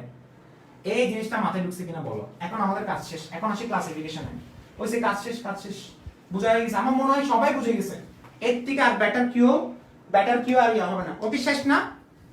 এখন আসি ক্লাসিফিকেশন। ওই যে মেইন পড়া শেষ, এখন ক্লাসিফিকেশনটা হেসে গেলে পড়বো। ক্লাসিফিকেশন হেসে হেসে পড়বো। ক্লাসিফিকেশন কি পড়বো? হেসে হেসে পড়বো, ঠিক আছে? আচ্ছা আচ্ছা, ক্লাসিফিকেশন পড়ার আগে আরেকটা পড়া পড়ে ফেলি, সেটা ক্লাসিফিকেশন না, জৈব যৌগের প্রাচুর্যতা পড়ে ফেলি। প্রাচুর্যতা, আচ্ছা একটা কথা বলে রাখি, সেটা হচ্ছে নাম্বারটা বলে রাখো। জৈব যৌগের সংখ্যা, জৈব যৌগের সংখ্যা কত? 80 lakh. Number of organic compound, number of organic compound, আমি আবার বলতেছি, number of organic compound, OC মানে অর্গানিক কম্পাউন্ড। নাম্বার অফ, তুমি লিখো জৈব যৌগের সংখ্যা হচ্ছে 80 লাখ। জৈব যৌগের সংখ্যা কত? 80 লাখ, মানে 80 লাখ থেকেও বেশি।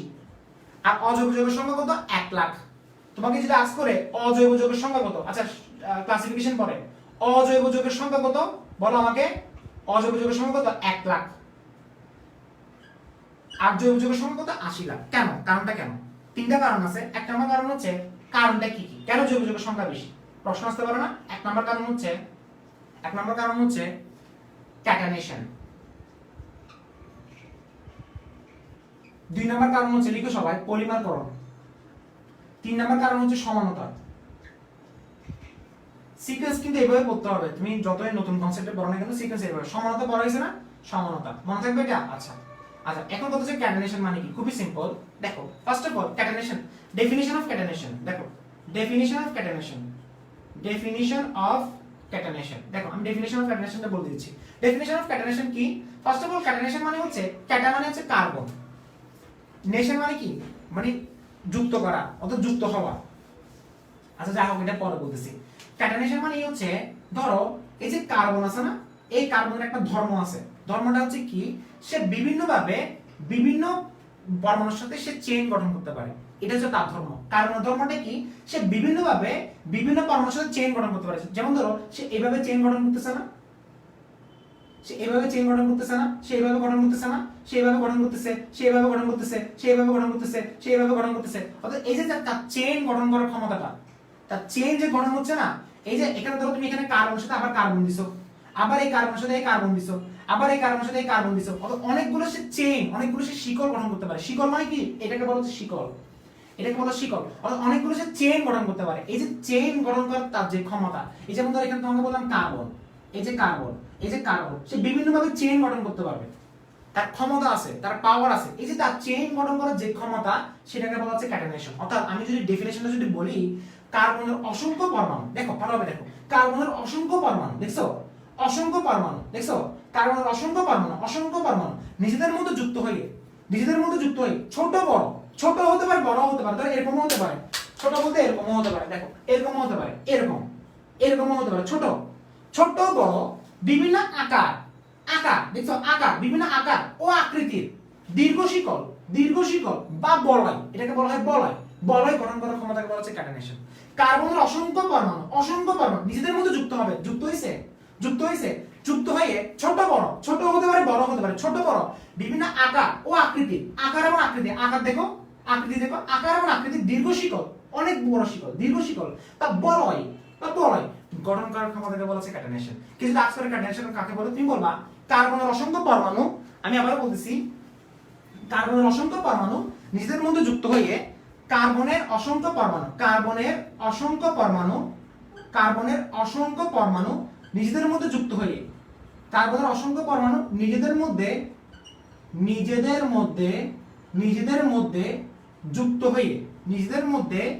যুক্ত হয়ে ছোট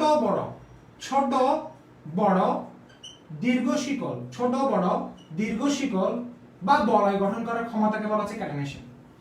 এটাকে বলা হচ্ছে ক্যাটাইনেশন। প্রশ্ন হচ্ছে ভাইয়া ক্যাটাইনেশনের কারণে বা জৈব যৌগের সংখ্যা কেন বেশি হচ্ছে? আরে ভাই কমন সেন্সে চিন্তা করে দেখো, কার্বন যে এতগুলো যে চেইন গঠন করতেছে, একটা চেইন গঠন করে একটা যৌগ তৈরি করলো, আরেকটা চেইন গঠন করে আরেকটা যৌগ তৈরি করলো, আরেকটা চেইন গঠন করে আরেকটা, এইভাবে চলতেছে।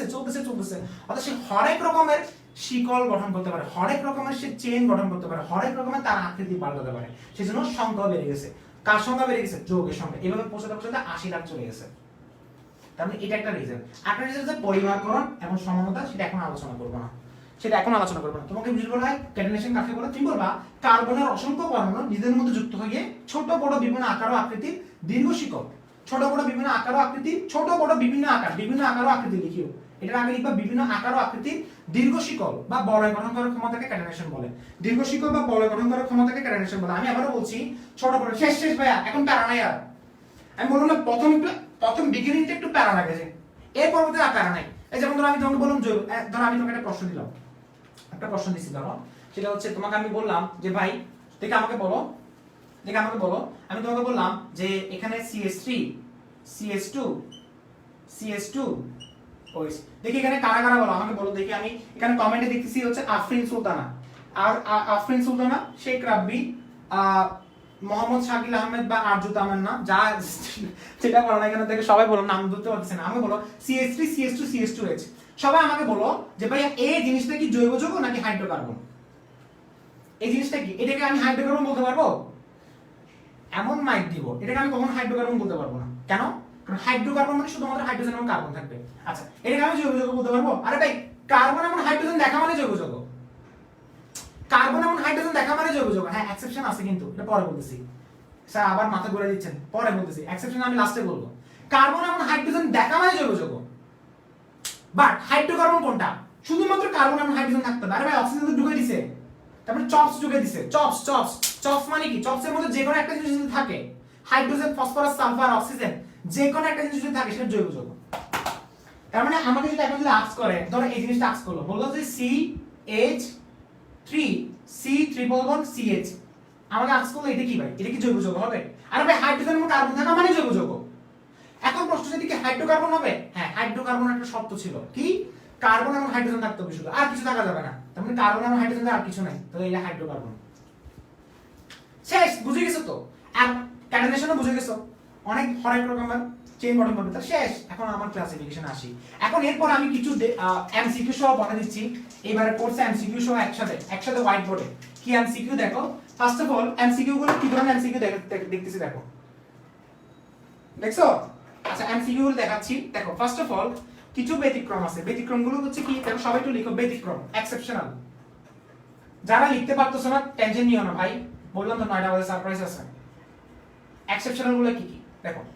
এক্সেপশনাল নাম্বার 1 কতগুলো দেখবা হচ্ছে হাইড্রোজেন বিহীন জৈব যৌগ, মানে হাইড্রোজেন বিহীন জৈব যৌগ। আবারও বলতেছি, এগুলো হচ্ছে এমসিকিউ তে আসবে। হাইড্রোজেন বিহীন জৈব যৌগ, আবারও বলতেছি হাইড্রোজেন বিহীন জৈব যৌগ কতগুলো দেখবা। কি কি আমাকে বলো তো? এক নাম্বার পয়েন্ট কি? হাইড্রোজেন নাই সেটাকে জৈব যৌগ বলবো। কি কি আমাকে বলতো? লিখো CCl3NO2। 2 নাম্বার পয়েন্ট COCl2, এগুলো কিন্তু জৈব যৌগ, হাইড্রোজেন নাই, এগুলো এক্সেপশনাল। বলবো না এক্সেপশনাল, ব্যতিক্রম। এরকম আমি তোমাকে আরো পড়াচ্ছি। যেমন 3 নাম্বার হচ্ছে CFC, ক্লোরোফ্লোরোকার্বন, এগুলো সবগুলো কিন্তু জৈব যৌগ, হাইড্রোজেন বিহীন জৈব যৌগ। যেখানে কোনো হাইড্রোজেন থাকবে না কিন্তু সেটাকে আমি জৈব যৌগ বলবো। হাইড্রোজেন বিহীন মানে হাইড্রোজেন থাকবে না, দেখো জৈব যৌগ। আরে ভাই জৈব যৌগ, এটার নাম কি? ক্লোরোপিক্রিন। আচ্ছা এটা আমাকে বলো, যারা আগে পড়ছো জৈব যৌগ যদি পড়ে থাকো, এই ক্লোরোপিক্রিনকে কি গ্যাস বলা হয়? এটা একটা গ্যাসের নাম আছে। এটা কি গ্যাস? এটা কি লাফিং গ্যাস নাকি কার্বন গ্যাস? দেখি বলো তো। আর এটা কি? এটা কার্বনিল ক্লোরাইড, এটাকে বলা হয় ফসজিন গ্যাস। Carbonyl chloride. আর এটা হচ্ছে কার্বনিক গ্যাস ক্লোরোপিক্রিন, এটা হচ্ছে সিএফসি ক্লোরোফ্লোরোকার্বন, এগুলো সবগুলো হচ্ছে জৈব যৌগ, হাইড্রোজেন না কিন্তু জৈব যৌগ। মনে থাকবে? মনে থাকবে এগুলা? মনে থাকবে? নেম গুলো ভাইয়া বলে দেন। নেম গুলো যে বলতে এগুলো আসলে কি বলবো, তুমি কি পাগল? এগুলো আমি পড়াবো না? এটা আসছে করতে গিয়ে আমি পড়াচ্ছি তো। এটা আসছে করতে গিয়ে, এটা আসছে ক্লোরোফর্ম, ক্লোরোফর্মকে নাইট্রিক অ্যাসিড দেওয়া হয়েছিল। এটা বের হইছে এরকম CH Cl3 নাইট্রিক অ্যাসিড দেওয়া হয়েছিল। ক্লোরোফর্মকে নাইট্রিক অ্যাসিড দিলে ক্লোরোপিক্রিন বের হয়। দেখো এখানে নাইট্রিক অ্যাসিডের মধ্যে তোমার হচ্ছে কি NO2 আছে না, NO2 আরটা কি আছে, আরটা OH আছে না, এই OH এবং H মিলে পানি বের হয়ে যাবে, বাকিটা কি CCl3 এবং NO2। স্যার কিচ্ছু বুঝি নাই। আরে ভাই বুঝোস নাই, না বুঝার কিছু ছিল না, খুবই সিম্পল একটা জিনিস। আরে ভাই নাইট্রিক অ্যাসিডকে ভাঙলে কি আসে, NO2 প্লাস আসে, আরটাতে OH আছে, কি আসে NO2 প্লাস, NO2 প্লাস আসে, আরটা কি আছে NO2 প্লাস এবং OH মাইনাস। সো OH মাইনাসটা H এর কাছে গেলে পানি, বাকিটা কি, এখন একটা মেকানিজম আছে CH3 NO2, বাকিটা শেষ। NO2 টা এখানে বসে যাবে, এটাকে বলা হয় ক্লোরোপিক্রিন, কার্বনিক গ্যাস। ঠিক আছে, কিভাবে কার্বনিক ক্লোরাইড বের হচ্ছে, তো যাই হোক ওগুলো আস্তে আস্তে পরে, এগুলো তো এখানে পড়া না, এগুলো এখন এখানে যাই হোক, ঠিক আছে। আচ্ছা এটা বুঝা গেছে, ভেরি গুড। এখন এরপর আসি এক্সেপশনাল নাম্বার 2, 2 নাম্বার, কার্বন এবং হাইড্রোজেন থাকা সত্ত্বেও সেটা জৈব যৌগ বলা যাবে না। কিছু যৌগ আছে কার্বন এবং হাইড্রোজেন থাকা সত্ত্বেও সেগুলোকে জৈব যৌগ বলা যাবে না। কি কি আমাকে বলো তো? কার্বন এবং হাইড্রোজেন, আমি আবার বলছি, কার্বন এবং হাইড্রোজেন থাকা সত্ত্বেও, কার্বন এবং হাইড্রোজেন থাকা সত্ত্বেও জৈব যৌগ নয়। কারা কারা এগুলা? লাস্ট এমসিকিউ এক্সামে থাকবে। জৈব যৌগ নয় কারা কারা? এক নাম্বার বলতে ক দিচ্ছি, কেমন? এক নাম্বার কারা কারা? ধরো আমি তোমাকে বললাম সোডিয়াম হাইড্রোজেন কার্বনেট, এটা জৈব যৌগ বলা যাবে না, এটাকে তুমি জৈব যৌগ বলতে পারবে না। সোডিয়াম হাইড্রোজেন কার্বনেট তুমি কখনো জৈব যৌগ বলতে পারবে না, ঠিক আছে। এরপরে দেখো Na2CO3, এটাকে তুমি কখনো জৈব যৌগ বলতে পারবে না, ঠিক আছে। Na2CO3, সরি Na2CO3 না, সরি এটা হবে NH4CnO, NH4CnO, কারণ ওখানে তো হাইড্রোজেন ছিল না, Na2CO3 হাইড্রোজেন আছে। দেখো NH4CnO, এটা কখনো তুমি জৈব যৌগ বলতে পারবে, যেমন এটা ছিল অ্যামোনিয়াম সায়ানাইড, তো এটা জৈব যৌগ না। ঠিক কিভাবে আরেকটা দেখো H2CO3, এটা জৈব যৌগ না। অর্থাৎ আমি বলতে চাচ্ছি কার্বন এবং হাইড্রোজেন থাকা সত্ত্বেও তারা জৈব যৌগ না। কারা কারা? এই তিনটা জিনিস মাথায় রাখো, এমসিকিউ তো আসছে এগুলা। নিচের কোনটি জৈব যৌগ নয়? তুমি বলতে পারবে এটা জৈব যৌগ হবে, আরে ভাই এটা অ্যাসিড, কার্বনিক অ্যাসিড না, কখনো এটা জৈব যৌগ হবে না। এতটুকু বোঝা গেছে? আচ্ছা ভেরি গুড। এখন আসি ক্লাসিফিকেশনে, তাহলে সবগুলো শেষ, ডান এন্ড ডাস্টেড। ওকে, বোঝা গেছে? শেষ। ওকে, আচ্ছা ভেরি গুড। এখন আসি, এখন তো ক্লাসিফিকেশন তুমি এখন চিল করো। ক্লাসিফিকেশন তুমি এখন, তোমাকে আমি ইশারায় শিখাবো, তুমি এখন চিল থাকো। ক্লাস শেষ। ক্লাসিফিকেশনের কিচ্ছু পড়া নেই। ক্লাসিফিকেশন জিনিসটা খুবই সিম্পল। দেখো জৈব যৌগের classification very simple, very simple. এটা ডেফিনিশন জাস্ট শুনবা, ডেফিনিশন নিয়ে তুমি এখন প্যারা নিও না। দেখো একটা কথা বলে রাখি, আজকে রাত 9টায় বললাম না থাকার জন্য, কেন থাকতে বলছি? তোমাকে প্যারা নিতে হবে না নোট নিয়ে, কেন তুমি একটু পরে বুঝবা। দেখো ফার্স্টে ক্লাসিফিকেশন দেখো, কিসের ক্লাসিফিকেশন? জৈব যৌগের ক্লাসিফিকেশন, জৈব যৌগের শ্রেণী বিভাগ। জৈব যৌগকে দুই ভাগে ভাগ করা হয়, একটা হচ্ছে মুক্ত শিকল, একটা হচ্ছে বদ্ধ শিকল। আজীবন মাথায় রাখো, মুক্ত শিকল, বদ্ধ শিকল। আমি আবার বলতেছি, মুক্ত শিকল কাকে বলে সেটা বলে দিচ্ছি। বদ্ধ শিকল, বদ্ধ মানে কি? শিকলগুলো বদ্ধ থাকবে। আরে ভাই বদ্ধ মানে কি? বদ্ধ শিকল মানে কি? আমাকে বলো, বদ্ধ শিকল মানে কি? বদ্ধ মানে হচ্ছে ক্লোজড। বদ্ধ শিকল মানে কি? বদ্ধ শিকল মানে হচ্ছে ক্লোজ থাকবে। বদ্ধ শিকল মানে কি থাকবে? ক্লোজড। আমি আবার বলছি, বদ্ধ শিকল মানে হচ্ছে ক্লোজড, আর এটা হচ্ছে ওপেন। এটা হচ্ছে কি? ওপেন। আচ্ছা ফার্স্ট অফ অল আগে এটা ডেফিনিশন দেখো, ডেফিনিশন তোমাকে লিখতে হবে না। আমি আবার বলছি এগুলো ডেফিনিশন কিও লিখবা না, এটা ডেফিনিশন কষ্ট করে লেখার দরকার নেই, এখন লেখার দরকার নেই, রাতের বেলা ঠান্ডা মাথায় লিখবা। ফার্স্ট অফ অল মুখের উপরে সবকিছু বলে দিচ্ছি। দেখো মুক্ত শিকল জৈব যৌগ কাকে বলে? যে সকল জৈব যৌগের কার্বন শিকলে কার্বনের প্রান্তগুলো মুক্ত। কি বললাম? মুক্ত শিকল জৈব যৌগ কাকে বলে? যে সকল জৈব যৌগের কার্বন শিকলে। আমি আবার বলছি লিখবা না, কলমটা হাতে নিও না প্লিজ, আমার কথাটা শোনো। যে সকল জৈব যৌগের কার্বন শিকলে কার্বন প্রান্তগুলো মুক্ত, অর্থাৎ কার্বন শিকলে কার্বন প্রান্তগুলো মুক্ত। দেখছো এই মুক্ত, যে সকল জৈব যৌগের কার্বন শিকলে কার্বন প্রান্তগুলো মুক্ত। আর বদ্ধ কাকে বলে? যে সকল জৈব যৌগের কার্বন প্রান্তগুলো বদ্ধ। বুঝা গেছে? আর অর্থাৎ যেটা চাকতির আকারে থাকবে সেটাকে বলছে বদ্ধ শিকল, আর যেটা হচ্ছে ওপেন ফ্রি স্পেসে থাকবে সেটাকে বলছে মুক্ত শিকল। অর্থাৎ তোমাকে কি হচ্ছে আজকে মুক্ত শিকল জৈব যৌগের ডেফিনিশন নাকি? যে সকল জৈব যৌগে যে সকল জৈব যৌগের কার্বন শিকলে কার্বনের প্রান্তগুলো মুক্ত, কার্বনের প্রান্তগুলো মুক্ত, অর্থাৎ একটার সাথে একটা কানেক্টেড না, কার্বনের প্রান্তগুলো মুক্ত, একটা কার্বনের সাথে একটা কার্বন কানেক্টেড না, তো এখানে কার্বনের প্রান্তগুলো মুক্ত, সেই সকল জৈব যৌগের সেই সকল জৈব যৌগের শিকলকে বলা হচ্ছে মুক্ত শিকল জৈব যৌগ। খুবই সিম্পল, যে সকল জৈব যৌগের কার্বন শিকলে কার্বন প্রান্তগুলো মুক্ত তাকে বলা হচ্ছে মুক্ত শিকল জৈব যৌগ। যে সকল জৈব যৌগের কার্বন শিকলে কার্বনের প্রান্তগুলো বদ্ধ, কার্বনের প্রান্তগুলো বদ্ধ, সেটাকে বলছে বদ্ধ শিকল জৈব যৌগ। বাস এতটুকু হয়ে গেছে, ভেরি গুড। ডেফিনিশন লেখার দরকার নেই, এই জিনিসটা তুমি এখন লিখবা না, এটা অনেক সময় চলে যাবে, তুমি রাতের বেলা ঠান্ডা মাথায় লিখবা, এটা এখন লিখতে গেলে সময় চলে যাবে। আবার বলছি, এটা এখন লিখতে গেলে সময় চলে যাবে, আমি 9টার ক্লাসের জন্য ওয়েট করো। দেখো বুঝে গেছে? আচ্ছা, এখন এই মুক্ত শিকলকে অপর নাম দেওয়া হচ্ছে এলিফ্যাটিক জৈব যৌগ। এলিফ্যাটিক, এলিফ্যাটিক, এলিফ্যাটিক, এলিফ্যাটিক শব্দটা আসছে এলিফার থেকে। এলিফার মানে হচ্ছে চর্বি, এটা কোত্থেকে আসছে? এলিফার থেকে। এলিফার শব্দ হচ্ছে চর্বি, তো চর্বি থেকে যেগুলো পাওয়া যাচ্ছে সবগুলো এলিফ্যাটিক জৈব যৌগ। আর বদ্ধ শিকল জৈব যৌগ অপর নাম দেওয়া হচ্ছে অ্যারোমেটিক। অর্থাৎ তুমি মানে লজিক্যালি তুমি একটা কথা বলতে পারো যে জৈব যৌগকে দুই ভাগে ভাগ করা হয়, এটা হচ্ছে এলিফ্যাটিক, এটা হচ্ছে অ্যারোমেটিক। তবে একটা কথা আছে, একটা এক্সেপশনাল জিনিসটা আছে, এটা আমি তোমাকে পরে বলতেছি। দেখো, এলিফ্যাটিক কে আবার দুই ভাগে ভাগ করা হয়, এর উপর আর ভাগ নাই, শেষ শেষ শেষ ভাইয়া প্লিজ বিরক্ত বোধ করি না, এখনই শেষ। এলিফ্যাটিক কে দুই ভাগে ভাগ করা হয়, কি? সম্পৃক্ত হাইড্রোকার্বন এবং অসম্পৃক্ত হাইড্রোকার্বন। শেষ। এখন প্রশ্ন, সম্পৃক্ত মানে কি? খুবই সিম্পল, দেখো কি বললাম, সম্পৃক্ত হাইড্রোকার্বন, সম্পৃক্ত হাইড্রোকার্বন এবং এটাকে বলা হচ্ছে অসম্পৃক্ত হাইড্রোকার্বন। আবার বলতেছি, সম্পৃক্ত হাইড্রোকার্বন এবং এটাকে বলা হচ্ছে অসম্পৃক্ত। শেষ শেষ শেষ বললাম তো, শেষ। এরপরে বদ্ধ শিকলকে দুই ভাগে ভাগ করা হয়, তাও শেষ। কি শেষ? তাড়াতাড়ি না। বদ্ধ শিকলকে দুই ভাগে ভাগ করা হয়, এখান থেকে এমসিকিউ আসবে, একাডেমিক অ্যাডমিশন যেটা বলেন এখান থেকে এমসিকিউ আসবে। বদ্ধ শিকলকে কয় ভাগে ভাগ করা হয়? দুই ভাগে। কি কি বলো? কার্বোসাইক্লিক, কার্বোসাইক্লিক, এটার অপর নাম হচ্ছে হোমোসাইক্লিক। বলো ভাই, এই জায়গায় একটু কনফিউশনে পড়ে যে ভাই আমি চিনি না, তুমি কোনটা চিনবো? হোমোসাইক্লিক, কার্বোসাইক্লিক। আচ্ছা, অনেক কেউ চিনতেছ না, এটা কি? স্পেলিংটা দেখো, হোমো, হোমো মানে কি? সেম থাকবে। এটা হচ্ছে হেটারোসাইক্লিক। শেষ। বললাম না শেষ হয়ে গেছে স্যার, এখনো ডেফিনিশন লিখি নেই। শেষ শেষ, লিখতে হবে না। লিখছো? আচ্ছা, প্রশ্ন হচ্ছে সম্পৃক্ত হাইড্রোকার্বন বুঝি না ভাইয়া, অসম্পৃক্ত হাইড্রোকার্বন বুঝি না। আল্লাহর রাস্তে একটা কথা মাথায় রাখো, সম্পৃক্ত হাইড্রোকার্বন মানে single bond, double bond, triple bond. শেষ। যতগুলো ডাবল বন্ড ট্রিপল বন্ড থাকবে সবগুলো অসম্পৃক্ত হাইড্রোকার্বন, যতগুলো সিঙ্গেল বন্ড থাকবে সবগুলো সম্পৃক্ত হাইড্রোকার্বন। শেষ। আচ্ছা, ডেফিনিশনটা কাকে বলে? সম্পৃক্ত হাইড্রোকার্বন কাকে বলে? যে সকল জৈব যৌগের কার্বন শিকলে কার্বন পরমাণুগুলো নিজেদের মধ্যে একক বন্ধন দ্বারা আবদ্ধ থাকবে, সেটা হচ্ছে সম্পৃক্ত হাইড্রোকার্বন। অর্থাৎ আমি যদি বলি, কি বললাম? যে সকল জৈব যৌগের, যে সকল জৈব যৌগের কার্বন শিকলে, যে সকল জৈব যৌগের কার্বন শিকলে কার্বন পরমাণুগুলা নিজেদের মধ্যে একক বন্ধন, সিঙ্গেল বন্ড দ্বারা আবদ্ধ থাকবে, সেটাকে বলা হচ্ছে কি?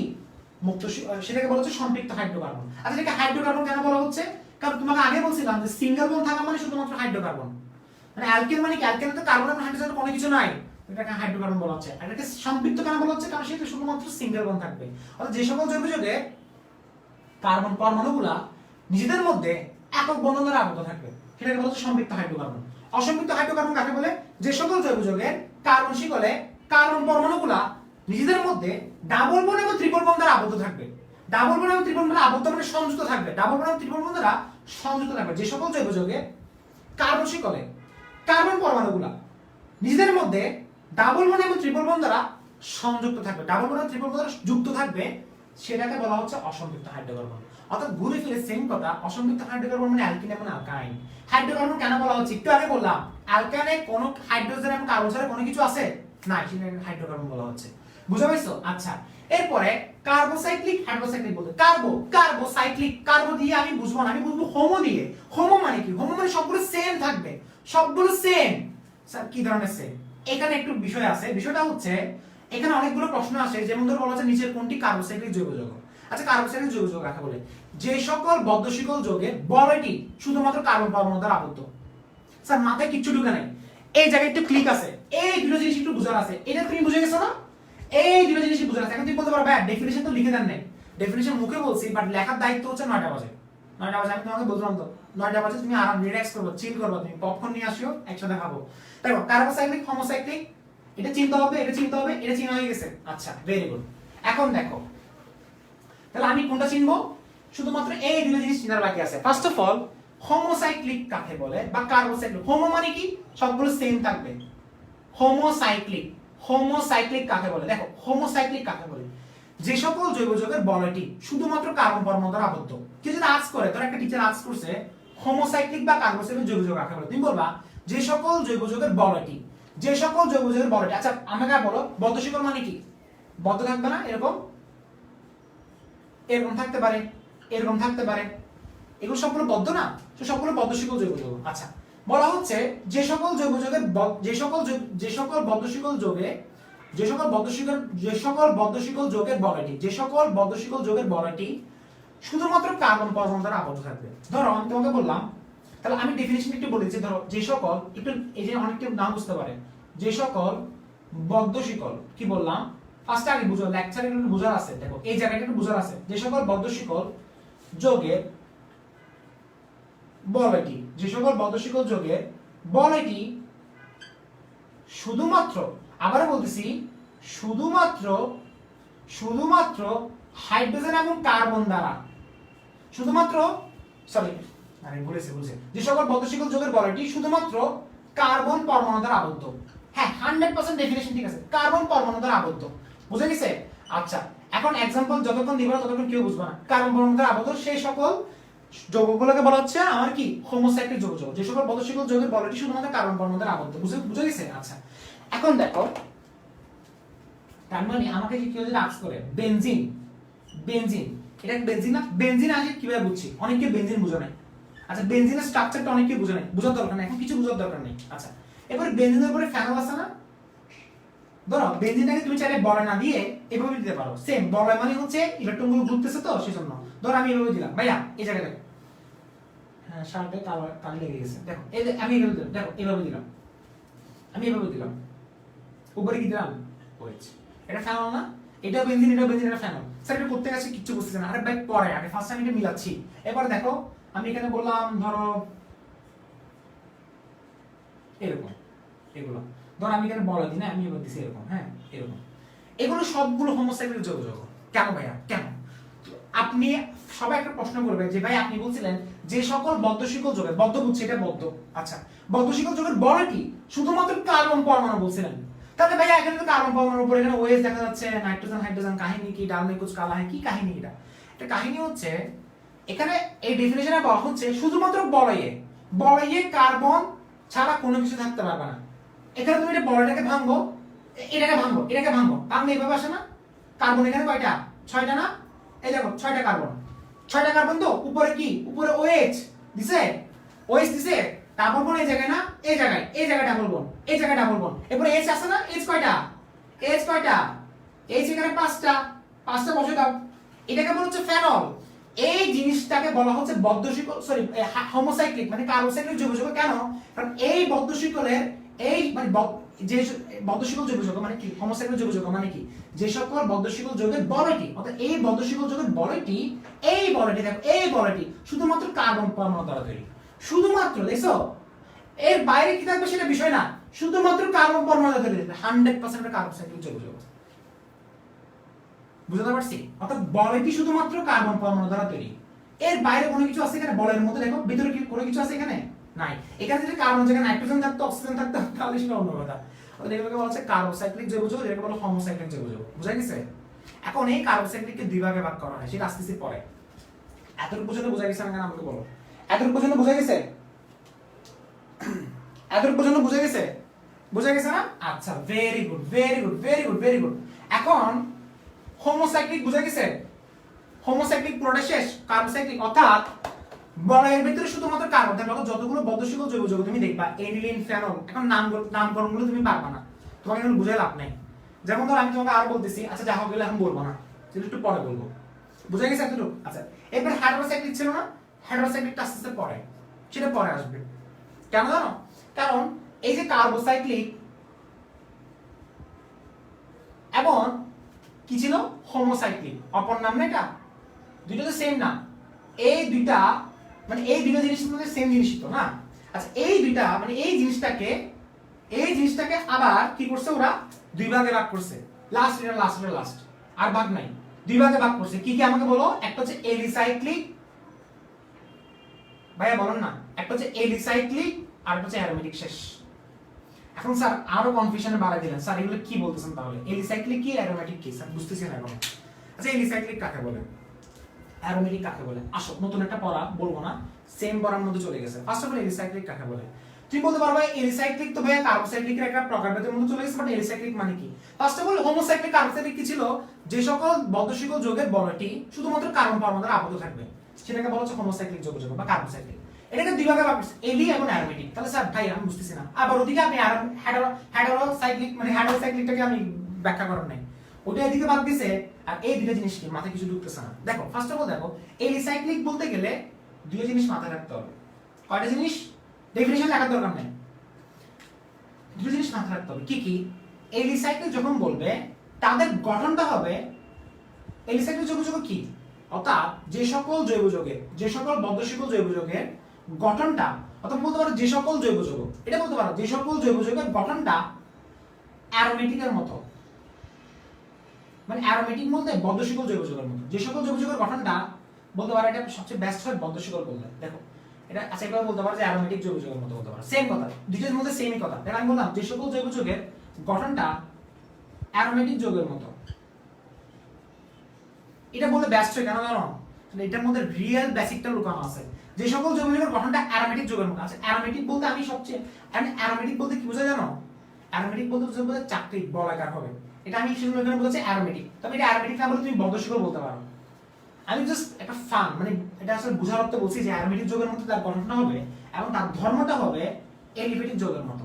তার ধর্মটা হবে কিসের মতো? এলিফ্যাটিক যৌগের মতো। শেষ।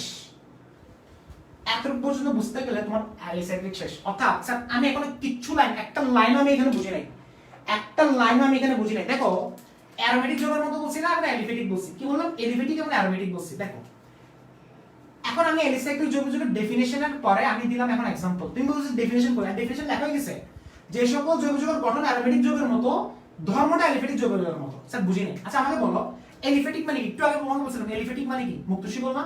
মুক্তশিকল হাইড্রোজেন এবং কার্বন ছাড়া কোনো কিছু ছিল না। কেন? মুক্তশিকল কারা কারা? অ্যালকেন, অ্যালকিন এবং অ্যালকাইন।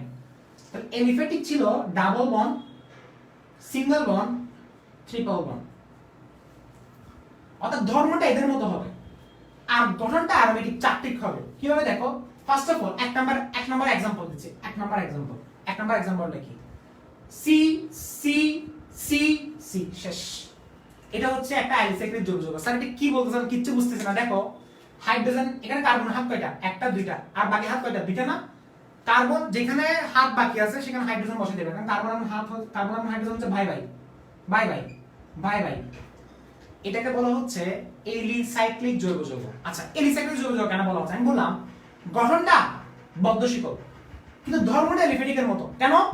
কার্বন এবং হাইড্রোজেন ছাড়া কোনো কিছু নাই এখানে, কার্বন এবং হাইড্রোজেন ছাড়া কোনো কিছু নাই এবং তাদের গঠনটা হচ্ছে বদ্ধ চাকরিক, সেজন্য এটা হচ্ছে এলিসাইক্লিক জৈব যৌগ।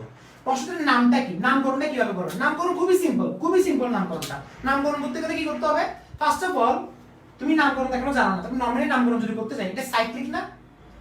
সাইক্লিক মানে কি? সাইক্লিকের কথা, সাইক্লিক মানে চক্রকার। সাইক্লিকের বাংলা হচ্ছে চক্রকার, বদ্ধকার। সাইক্লিক না? তো আমি বলতে পারি সাইক্লো। কার্বন এখানে কয়টা? কার্বন এখানে কয়টা? তিনটা। তিনটার জন্য কি লিখবো? প্রপ।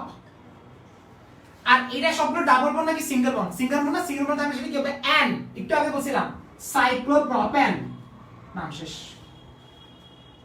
এরপর আমি তোমাকে বললাম 2 নম্বর পয়েন্টে দেখো, 2 নম্বর পয়েন্টে দেখো carbon carbon carbon, sorry carbon এখন চারটা দিলাম, চারটা সরি ভুলেছে। 2 নম্বর পয়েন্টে কি? কার্বন এখন তিনটা, তিনটার পরে চারটা হইছে, চারটা চারটা চারটা। এখন তুমি দেখো ভালোভাবে, ভালোভাবে দেখো। এখন হাইড্রোজেন এখানে কয়টা? একটা দুইটা ফিল হইছে না? কার্বন হাত কয়টা? দুইটা, আর বাকি দুইটা ফিল করতে হবে। হাইড্রোজেন দুইটা, হাইড্রোজেন দুইটা, হাইড্রোজেন দুইটা, হাইড্রোজেন দুইটা। এটা হচ্ছে এলিসাইক্লিক যৌগ। কেন? কারণ গঠনটা হচ্ছে বদ্ধ আর ধর্মটা হচ্ছে এলিফ্যাটিক। কারণ কার্বন আর হাইড্রোজেন ছাড়া কোনো কিছু নাই। আর এলিফ্যাটিক মানে কি? Single bond, double bond, triple bond. মানে এটা ছাড়া কোনো কিছু থাকতে পারবে না। অর্থাৎ এখানে কোনো ধরনের অন্য কোনো উপাদান থাকতে পারবে না, সেটা তো এলিফ্যাটিক ছিল। এলিফ্যাটিক জৈব যৌগ একটু আগে পড়াইছিলাম না, মুক্তশিকল জৈব যৌগ মনে আছে? এটাই। আচ্ছা এখানে মুক্তশিকল বলা হয়েছিল, আবার এখানে বদ্ধশিকল, একটা কনফিউশন আসতে পারে না? এটা পরে বলতেছি, একটু পরে বলতেছি।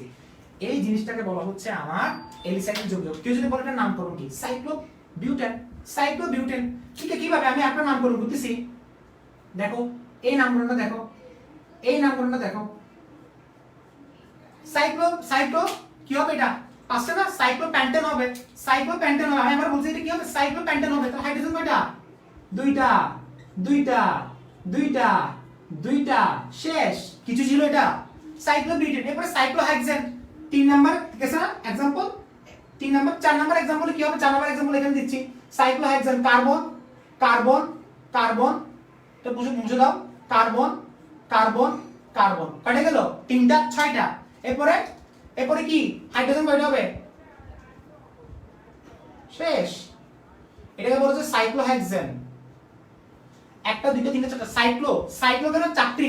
আর হেক্সেন কেন, কারণ এখানে কার্বন কয়টা, ছয়টা। কথা বুঝতে পারছো? আচ্ছা, এতটুকু বোঝা গেছে, সবার এতটুকু বোঝা গেছে। অর্থাৎ আমাদের এই রিসাইক্লিক শেষ, পুরা এই রিসাইক্লিক আমরা শেষ করে গেছি। এই রিসাইক্লিক আমরা পুরোটা শেষ করে গেছি। এখন আসবো এরোমেটিকে। এরোমেটিক ভাই কিচ্ছু নাই, এরোমেটিকে আমরা পড়বো স্লাইডে।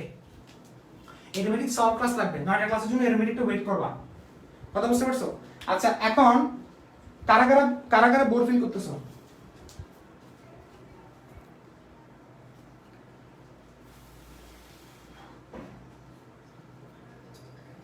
সাইক্লোহেপ্টেন কেন বলছে, হেপ্টেন না, সাইক্লোহেক্সেন।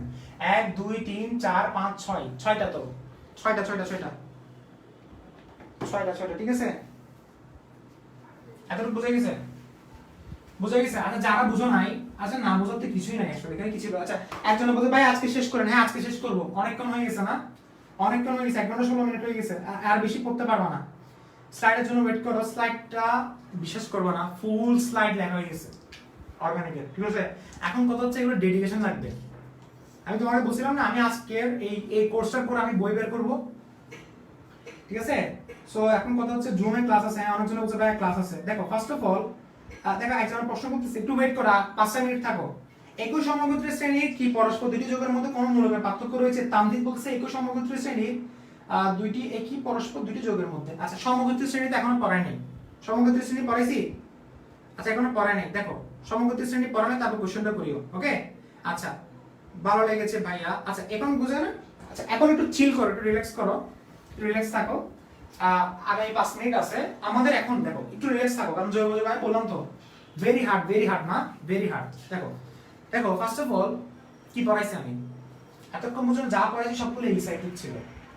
অ্যারোমেটিক কি ছিল, অ্যারোমেটিকে পড়া আছে। তবে বলতে অ্যারোমেটিক স্লাইডে কেন পড়াবো, কারণ অ্যারোমেটিক একটু সলভিং আছে। তবে তার মানে এই না যে অ্যারোমেটিক আমরা এখানে বলতে পারবো না, বলতে পারবো। অ্যারোমেটিক কাকে বলে, অ্যারোমেটিক কাকে বলে? ফার্স্ট অফ অল অ্যারোমেটিক কি?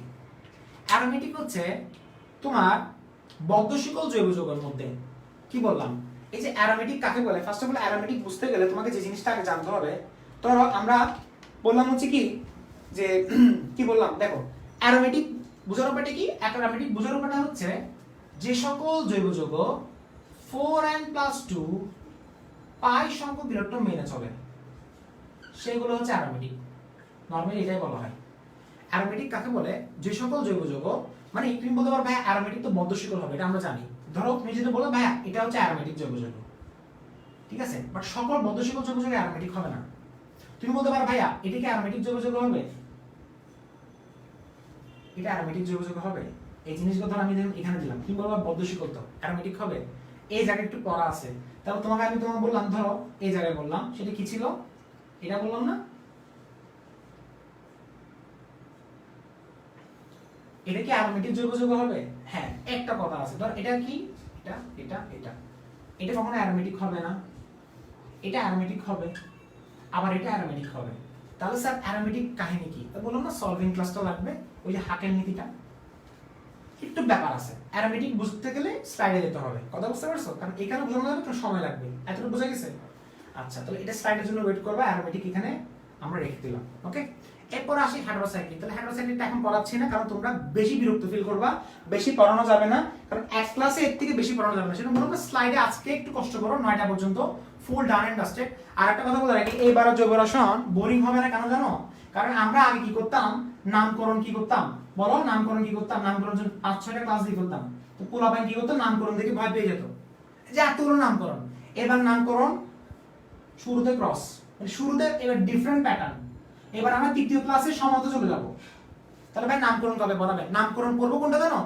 অ্যালকেন যখন পড়তেছে না, অ্যালকেনের নামকরণ সেখানে শেষ। অ্যালকিন যখন বলছে অ্যালকিনের নামকরণ সেখানে শেষ, অ্যালকেন যখন বলছে অ্যালকিনের নামকরণ সেখানে শেষ, অর্থাৎ এক্সট্রা করে নামকরণ আলাদাভাবে পরে 5-6টা ক্লাসে নিয়ে যাবো, এটা তো করার দরকার নেই। ক্যাটালগ দেখছো? ইনশাআল্লাহ এবার জৈব রসায়ন পরে তুমি একটা ব্যাচ খুলতে পারবা। ওকে, সো ডান এন্ড ডাস্টেড। বাকিটা কি? হেটারোসাইক্লিক বাকি আছে আজকে পড়ার মধ্যে, এবং আরেকটা পড়ার মধ্যে বাকি আছে সমগোত্রীয় শ্রেণী বাকি আছে, দুটো টপিক বাকি আছে। এগুলো সমগোত্রীয় শ্রেণীতে নেক্সট ক্লাসে পড়া, তবে আজকে একটু হিন্টস দিয়ে দিব। ওকে, সো ভালো থাকবা এবং ক্লাসটা কেমন লাগছে একটু বলবা। 4 and plus 2 পাইছো, ক্লাসটা কেমন লাগছে একটু বলো, মানে মোটামুটি, স্পেশালি নতুনগুলা। পুরাতনগুলো তো হচ্ছে পুরাতনগুলো থেকে কিছু শোনার দরকার নাই, কারণ ওরা হয়তো ভর্তি হয়েছে আবার। এমনি কেমন লাগছে বলো, যে ভাই নতুন স্টুডেন্টদের দিকে শুনতে যাচ্ছি, তো তুমি কিছু বুঝতে পারছো? নতুন স্টুডেন্টদের থেকে আমি একটা জিনিস জানতে চাচ্ছি, আমি একটু রিভিউ জানতে চাচ্ছি, যে তুমি বুঝতে পারছো সবকিছু? বুঝতে পারছো?